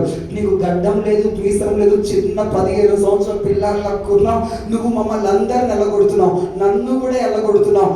నేను కాదు వెళ్ళగొడుతున్నది, నాలో ఉన్న యేసు వెళ్ళగొడుతున్నాడు. యేసు నిజమైన దేవుడు, యేసు శక్తి కలిగిన వాడు, ఆయన ముందు ఏ దయ్యాలు నిలబడలేవు. గట్టిగా గట్టిగా సంతోషంగా సమకూరుకోవచ్చు. అప్పుడు ఆ 15 వాడు అంటున్నాడు, నేను మాంత్రికుడిని, నేను ఏమలోకి 14 దెయ్యాలను పంపించాను. నేను వీళ్ళ ఆయన ఇద్దరం సోపతి. తెలంగాణ భాష మరి మీ దగ్గర ఏమంటారు అంటే స్నేహితులు, ఫ్రెండ్స్. సోపతి అంటే ఫ్రెండ్స్. మేమిద్దరం స్నేహితులం, ఫ్రెండ్స్. నాతో తిరగొద్దని చెప్పేసి ప్రతి రాత్రి గొడవ పడుతుంది. నాతో తిరగడం వల్ల వీళ్ళ ఆయన తాగుతున్నాడని. వాడు నాతో తిరగడం మానేశాడు వీళ్ళ ఆయన. సో నాకు కోపం వచ్చింది. అది పల్లెటూరు కాబట్టి ఉదయాన్నే వాష్రూమ్కి నా చేను మీద నుంచే వెళ్ళాలి. సో రాత్రంతా నేను నా చేనులో పూజలు చేసి చేతబడి చేసి పెట్టాను. ఈమె నా చేను మీద నుంచి వెళ్ళగానే ఈమెలోకి ఒకదాని తర్వాత 15 దెయ్యాలు పంపించాను. ఈమెను 3-4 సంవత్సరాల నుంచి పీడిస్తున్నాను. ఈమెను ఇంకా ఒక వారం రోజుల్లో ఈమెను చంపబోతున్నా అమావాస్య కల్లా. నువ్వెక్కడి నుంచి వచ్చావు బాబు? మమ్మల్ని అందరినీ వెళ్ళగొట్టావు, నన్ను ఒక్కరి నుంచి ఈమెను తీసుకెళ్తా అంటున్నాడు. ఈమె నాకు కావాలి అంటున్నాడు. అప్పుడు అన్నాను, ఈమె నీకు కాదురా కావాల్సింది, ఈమె యేసయ్య కావాలి, ఈమె శరీరం యేసయ్య కావాలి, ఈమె యేసయ్య బిడ్డ వెళ్ళిపోయేసిన నామములో. ఆ మాంత్రుడు అంటున్నాడు, అకస్మాత్తుగా నాకు గుండె పొడిచి నీరు కూడా చచ్చిపోయి ఈమెలోకి దూరా. నేను బతుకుంటే ఎప్పుడూ ఏమని చెప్పేవాడిని, చచ్చిపోయి ఈమెలో కూడా 15 వాళ్ళ దూరాను. ఏమని ఇటు చేయలేక ఒక రోజు పెట్టుకొని ఈమెను తీసుకెళ్ళాలనుకున్నాం. కానీ ఇక నా పని అయిపోయింది, వెళ్ళిపోతున్నాను. ఆమెను వదిలిపెట్టి ఆ 15 దెయ్యాలు ఆ రోజున వెళ్ళిపోయాయి. అప్పుడు నా వయసు 15 సంవత్సరాలు. ఆమె చెప్పింది ఇప్పటికి అది జరిగి 11 సంవత్సరాలు కావస్తుంది. ఆమె పోయిన సంవత్సరం ఫోన్ చేసి చెప్తుంది, అయ్యా నేను ఇంకా ఆరోగ్యంగా బ్రతికి ఉన్నాను, నా బిడ్డకు పెళ్లి చేయబోతున్నాను, యేసయ్య నా జీవితంలో గొప్ప అద్భుతం చేశాడు, నా భర్త కూడా రాను, ఇప్పటికీ ఆమె బ్రతికి ఉంది. డాక్టర్ చెప్పారు చచ్చిపోతామని. ఇటు తలకాయ పెట్టి ఇటు కాలు పెట్టి పడుకుంటే తెల్లారేసరికి నిజంగా కాళ్ళు ఇటుండేది, తలకాయ ఇటుండేది. నిజంగా ఆమె కన్ను మూసుకోగానే ఆమె గుండెలపైకి 10 దెయ్యాలు దూకుతాయి. ఆమె నుచ్చుగా చేస్తాయి. ఆమె నగలేనట్లుగా అయిపోతుంది. భర్తకు చెప్తేనేమో నమ్మడు, ఎవరికి చెప్పినా నమ్మరు. ఆమె చాలాసార్లు చచ్చిపోవాలనుకుంది, సూసైడ్ చేసుకోవాలనుకుంది. ఆ బాధ భరించలేక, కంటి మీద నిద్ర లేక, తిండి లేక. కానీ యేసయ్య ఆమెను విడిపించాడు. ఒక్క దెయ్యాన్ని, 15 దెయ్యాన్ని ఒక్కసారిగా వెళ్ళగొడితే అప్పుడు స్టార్ట్ అయింది నా పరిచర్య. ఇక ప్రతిరోజు కాలేజీకి వెళ్ళి ఇంటికి వచ్చాక 60 కిలోమీటర్లు అప్ అండ్ డౌన్ నా ప్రయాణం. 60 కిలోమీటర్లు వెళ్ళాలి కొత్తగూడెం, మనుగూరు నుంచి కొత్తగూడెం, మరలా కొత్తగూడెం నుంచి మనుగూరు రావాలి. ఇంటికి రాగానే బ్యాగ్ పక్కన పెట్టి కాళ్ళు కడుక్కోగానే రెడీగా మా ఇంట్లో బాల్కనీ దగ్గర ఒకరు గోడ మీద కూర్చొని ఉంటారు. ఎవరమ్మా మీరంటే, పలానా వాళ్ళు చెప్పారు మీరు ప్రార్థన చేస్తారు, ప్రార్థన చేయండి. ప్రార్థన చేసి దెయ్యం వచ్చేది, దెయ్యం బయటికి వెళ్ళిపోయేది. ఇక ప్రతిరోజు నా పని ఏంటంటే దెయ్యాలు అలవాట. ఏమర్చండి. నా డిప్లొమా ఫస్ట్ ఇయర్ అంతా దెయ్యాల్లో కొట్టడమే, డిప్లొమా సెకండ్ ఇయర్ అంతా దెయ్యాల్లో కొట్టడమే. ఒకరు ఎప్పుడు ఆ కాలేజ్లో ఇంటర్వెల్ టైం ఉంటుంది కదా, లంచ్ టైం ఉంటుంది కదా, ఆ లంచ్ టైంలో అందరూ టకటక సరదా కూర్చొని ఎక్కువసేపు అన్నం తింటుంటే నేను టకటక అన్నం తిని నా చిన్న డబ్బా ఫోన్, కీప్యాడ్ ఫోన్ పట్టుకొని మిస్డ్ కాల్స్ ఉండేవి. దానికి రిటర్న్ కాల్ చేస్తే, ఎవరమ్మా మీరు పలానా ఊరు నుంచి మీ నెంబర్ ఇస్తే ఫోన్ చేస్తున్నామయ్యా ప్రార్థన చేయమంటే చెట్టు కిందికి వెళ్ళి సీక్రెట్గా ప్రార్థన చేసేవాడిని. ప్రార్థించిన ఫోన్లో అదేం బయటకు వచ్చేది, బయటకు వచ్చి మాట్లాడేది. వేసినప్పుడు వెళ్ళిపోని కదా ఇచ్చేవాడిని. అప్పుడు చూసి ఒకడు ఎప్పుడు చూసినా ఆ చెట్టు కిందికి వెళ్ళి ఏదో చేస్తూ ఉంటాం. ఏం చేస్తున్నాడు, వెనకాల సైలెంట్గా ఒకడు వచ్చిన్నాడు. ఏదన్నా నువ్వు పోపు అంటున్నావు, ఎవరిని రా అంటే దెయ్యాన్ని నిలగొడుతున్నావా? అతనికి ఆ సాక్ష్యం అంతా చెప్పి అతను నాతో పాటు మందిరానికి వచ్చాడు. గట్టిగా చెప్పడం కాలేజీలో నా పని దొరికితే ఏ సున్నాములు ఇక్కడ కూర్చున్న యవనస్తుల జీవితాలు అట్టి విధముగా దెయ్యములపై అధికారము కలిగిన వారిగా మార్చబడుదురుగాక. దెయ్యములు మీ మాటకు లోబడి గడగడబడకపోతున్నాయి, దెయ్యములు మీరు మాట్లాడుతున్న భారతలో పడబడుతున్నాయి. ఒక 15 సంవత్సరాల పిల్లాడిని దెయ్యాలలో కొడితే నువ్వు వెళ్ళగొట్టలేవా? అంతకుముందు దేవుని శక్తిని పొందకముందు నా జీవితం కూడా మధ్యరాత్రి వాష్రూమ్ వస్తే మా మమ్మీ చెవులో రహస్యంగా చెప్పేవారు, అమ్మా బయటికి వెళ్ళాలి అని. దెయ్యాలపై అధికారం వచ్చాక నిన్ను చూస్తే దెయ్యాలు గడగడ వంగుతాయి.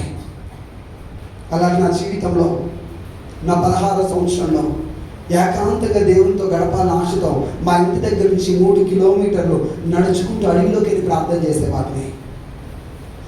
ప్రతిరోజు సెలవుల ప్రతిసారి వీళ్ళు మోకాళ్ళు వేసి ప్రార్థన చేసేవాడిని. ఉదయం 9 గంటలకు ఆ గుట్ట మీదకి వెళ్ళి మోకాళ్ళు వేసి ప్రార్థన చేస్తే సాయంత్రం మళ్ళీ 4 గంటలకి తీసుకెళ్ళిన 1 లీటర్ బాటిల్ చెప్పులు లేకపోతే చేతిలో బైబిల్ పట్టుకొని వెళ్ళి ప్రార్థన చేసుకొని మళ్ళీ ఇంటికి తిరిగి వచ్చేవాడిని. మా ఇంటి గడప నేను తలుపు వేసుకొని లోపల కూర్చుంటే మా ఇంటి గడప దగ్గరికి అడుగు పెట్టి అక్కడే దెయ్యాలు కేకలేసి వదిలిపెట్టేటే. నా గదిలోనికి నా బెడ్ దగ్గరకు వచ్చి నిలబడగానే దెయ్యాలు నీ అరచేతులు సిలువ కనబడుతుంది కేకలేసి పారిపోయేటివి. ఇది కేవలం నా గొప్పతనం కొరకు చెప్పట్లేదు. ఒక వ్యక్తి దేవునితో గడిపితే, ఒక వ్యక్తి దేవునితో సహవాసం చేస్తే అతనిలో దేవుడు తన శక్తి నింపుతాడు, అతనిలో దేవుడు తన మహిమ నింపుతాడు. వయసుతో సంబంధం లేదు. అలా నా సేవ నా 15 సంవత్సరాల వయసు నుండి స్టార్ట్ అయింది. ఒకరోజు నా 16 సంవత్సరంలో ఆ 17 సంవత్సరాల వయసు అడుగులో పడి ప్రార్థన చేస్తున్న దేవుడు నాతో చెప్పాడు, నువ్వు సంపూర్తిగా వివాహం లేకోకుండా ఏమీ లేకోకుండా నీ తల్లిని నీ తండ్రిని నీ ఇంటిని అన్నింటినీ వదిలిపెట్టి నీ 18 సంవత్సరాల వయసులో నువ్వు ప్రేమించే నీ చదువును కూడా వదిలిపెట్టి ఉద్యోగంలోకి వెళ్ళకోకుండా సంపూర్తిగా సేవ కొరకు నీ చూపించే ప్రాంతాలకు అన్నీ వదిలిపెట్టి వస్తావా అని అడిగాడు. ఆ అడవిలోనే పడి ఏడుస్తూ ప్రార్థన చేశాను. ఐ రెడీ లార్డ్, నీ కోసం జీవిస్తా. నాకు ఈ లోక సుఖాలు, ఈ శరీర కోరికలు, ఈ కుటుంబం ఏది వద్దు. నేను నీ కోసం బ్రతకాలి, నేను నీ కోసం జీవించాలి, నేను నీ సేవ చేయాలి. కంప్లీట్గా నా జీవితాన్ని ప్రభు ఒక బలిపీఠం మీద కాల్చబట్టానికి అప్పగించుకున్నట్టుగా ప్రభుకి అప్పగించుకున్నా. 15వ సంవత్సరం వచ్చింది. హైదరాబాద్ కోటిలో హాస్టల్లో చదువు నిమిత్తం వెళ్ళాను. కానీ దేవుడు మర్చిపోడని చెప్పాను కదా. 18 సంవత్సరాలు ముగింపబడుతున్నటువంటి సమయంలో దేవుడు నా హాస్టల్లో ఒకరోజు మోకాలు ప్రార్థన చేస్తుండగా నిచ్చిన నా బెడ్ మీదకి దిగొచ్చి గొప్ప వెలుగు దేవుడు చెప్పాడు, నీ టైం వచ్చింది, నీ 18 సంవత్సరాల వయసులో రానా సేవలో కనిపించాడు. అన్నింటిని వదిలిపెట్టి నా తల్లి ఒప్పుకోలేదు, నా తండ్రి ఒప్పుకోలేదు, నా కుటుంబస్తులు రక్తం ఎవ్వరు ఒప్పుకోలేదు. కట్టుబట్టలతో తెల్లని వస్త్రాలు మాత్రమే ధరించుకొని బైబిల్ పట్టుకొని ఇంట్లోంచి బయటకు వచ్చేసాను. దేవుడు అన్యాయస్తుడు కాదు, దేవుడు విడిచిపెట్టలేదు. ఒక ఇంటి ముందు వాకిల్లో ఒక 10 మందితో 5 మందితో నా సేవ, నా పరిచర్య మొదలైంది 2019లో. అలా మొదలైన నా సేవ 7 వారాలు తిరక్క ముందు దెయ్యాలు వెళ్ళగొట్టబడుతుంటే చూడ్డానికి వచ్చి ఆ వాకిలంతా నిండిపోయేది. ఆ వాకిల్లోకి వచ్చి దయ్యాలు పారిపోతూ ఉండేవి. అక్కడ జనాలు ఎక్కువగా చూడటానికి వచ్చి రోడ్డు బ్లాక్ అవుతుందని ఒక స్థలం కొరకు వెతుకుతూ ఉన్నాం, ఏదైనా ఒక మంచి స్థలం కావాలని. అప్పుడు నా కంట ఒకటి కనబడింది. ఏంటో తెలుసా, ఒక 4-5 సంవత్సరాల నుంచి సరిగ్గా నడవట్లేదు, కరెంటు బిల్లు ఎక్కువైపోయింది, సరిగ్గా నడవట్లేదని తాళం వేసిన ఫేమస్ కొత్తగూడెంలో ఫేమస్ లక్ష్మీ టాకీస్ అనే సినిమా థియేటర్ నాకు కనబడింది. అడిగాను, ఈ సినిమా థియేటర్ లీజుకి తీసుకుంటే ఇస్తారా, రెంట్కి తీసుకుంటే ఇస్తారా, దీంట్లో ప్రార్థనలు పెడదాం. ఎందుకంటే అడవిలో పాటు ప్రార్థన చేసినప్పుడు దేవుడు నాలోంచి ఒక ప్రార్థన చేశాడు, సినిమా థియేటర్లు దేవుని మందిరాలుగా మారాలి, బార్ షాపులు దేవుని మందిరాలుగా మారాలి, ఒక బలమైన ఉద్యమం రావాలి, అనేక యవనస్తులు మార్చబడాలి, సినిమా థియేటర్లు దేవుని ప్రార్థన స్థలాలుగా మార్చబడే కాలం వచ్చుడుగా ప్రార్థించాను. నాకు ఈ సినిమా థియేటర్ ఇస్తారా అని అడిగా. ఆ లక్ష్మీ టాకీస్ ఓనరు, ఆ సినిమా థియేటర్ ఓనర్ డబ్బులు కావురావులు మనం ఉన్నట్టున్నాడు. అతను అన్నాడు, నువ్వు ఏదన్నా పెట్టుకో, నాకు డబ్బులు అన్నాడు. అంతే. హల్లెలూయా. సరే, మాకు దగ్గర ఉన్నప్పుడు నీకు ఎంతో కొంత ఇస్తూ ఉంటామని చెప్పేసి సినిమా థియేటర్లో ప్రార్థనలు పెట్టడం మొదలు పెడితే ఆ సినిమా థియేటర్ అంతా కూడా మీటింగ్స్ అప్పుడు వేలాది మంది ప్రజలతో బయట లోపల ఫుల్ ప్యాక్ అయిపోయింది. గట్టిగా చెప్పడం ప్రభుడు కనపడతాడు. దేవుడు అన్యాయస్తుడు కాడు. అలా సినిమా థియేటర్ నుంచి ఫంక్షన్ హాల్లోంచి ఇంకొక ఫంక్షన్ హాల్లోకి ఈ 7 సంవత్సరాలు ముగింపబడక ముందు 6వ సంవత్సరం, ఇప్పటికి 7 సంవత్సరాలు సేవలోకి వచ్చి ముగింపబడింది. 6వ సంవత్సరంలో, అంటే పోయిన సంవత్సరంలో దేవుడు అన్యాయస్తుడు కాడు. ఒక మందిర స్థలం కావాలి, హైవే మీద నాకు మందిర స్థలం కావాలి. ఎవరైనా ఇలానే రోడ్డు మీద నుంచి వెళ్తున్న వారు దేవుని మందిరాన్ని చూసి మహిమను చూడగలగాలి అన్నట్లుగా హైవే మీద నాకు మందిరము కావాలి అని నేను ప్రార్థన చేయగా ఈ పిల్లాడికి 25 సంవత్సరాల ఈ పిల్లాడికి 30 లక్షల ఖరీదైన స్థలాన్ని దేవుడు 30 లక్షలు పెట్టుకుని ఆ స్థలాన్ని దేవుడు నాకు ఇచ్చాడు. అక్కడ ఇప్పుడు ఈ సంవత్సరంలో మహిమగల మందిరము కట్టబడబోతున్నది. దేవుడు ఎవరినైనా వాడుకోగలడు, లోపడితే. గట్టిగా హల్లెలూయా, హల్లెలూయా. చెప్తున్నాను, నీకు దేవుడిచ్చిన కలలు ఎండిపోవు. ఆ అడవిలో పడి ప్రార్థన చేస్తున్నప్పుడే నేను ఆంధ్ర తెలంగాణ అంతా తిప్పి తిప్పి వాడుకుంటా, ప్రతి చోట వాడుకుంటానని ప్రభు చెప్పాడు. అనేక స్థలాలు నిలబడతామని చెప్పాడు. ఆ కళ ఎండిపోలేదు కాబట్టి ఇక్కడికి వచ్చా. ఆ కళా దర్శనం ఇక్కడ తీసుకొని వచ్చింది. నీ జీవితం కూడా ఎండిపోదు, నీ కళ కూడా ఎండిపోదు, నీ దర్శనం కూడా ఎండిపోదు. సో ఎంతమందితో ప్రభు దర్శించాడో అందరూ కూడా నేను ఒక నదిగా మారాలి, నా జీవితం ఎండిపోదు, నాకు దేవుని ఆత్మాభిషేకం కావాలి, నేను కూడా దేవుని ఆత్మతో నింపబడాలని ఆశపడిన వారు త్వరగా లేచిన పడతారా? స్తోత్రం. Thank you Jesus. హల్లెలూయా. త్వరగా లేచిన పడతారా? రెండు చేతులు పైకెత్తి ప్రార్థిస్తాం. హల్లెలూయా, గ్లోరీ. ప్రభు నన్ను కూడా దర్శించయ్యా, నాకు కూడా నీ అభిషేకం ఇవ్వయ్యా అని స్వరమెత్తి ప్రార్థన చేస్తాం. స్వరమెత్తి గట్టిగా. ఎవ్వరు మౌనంగా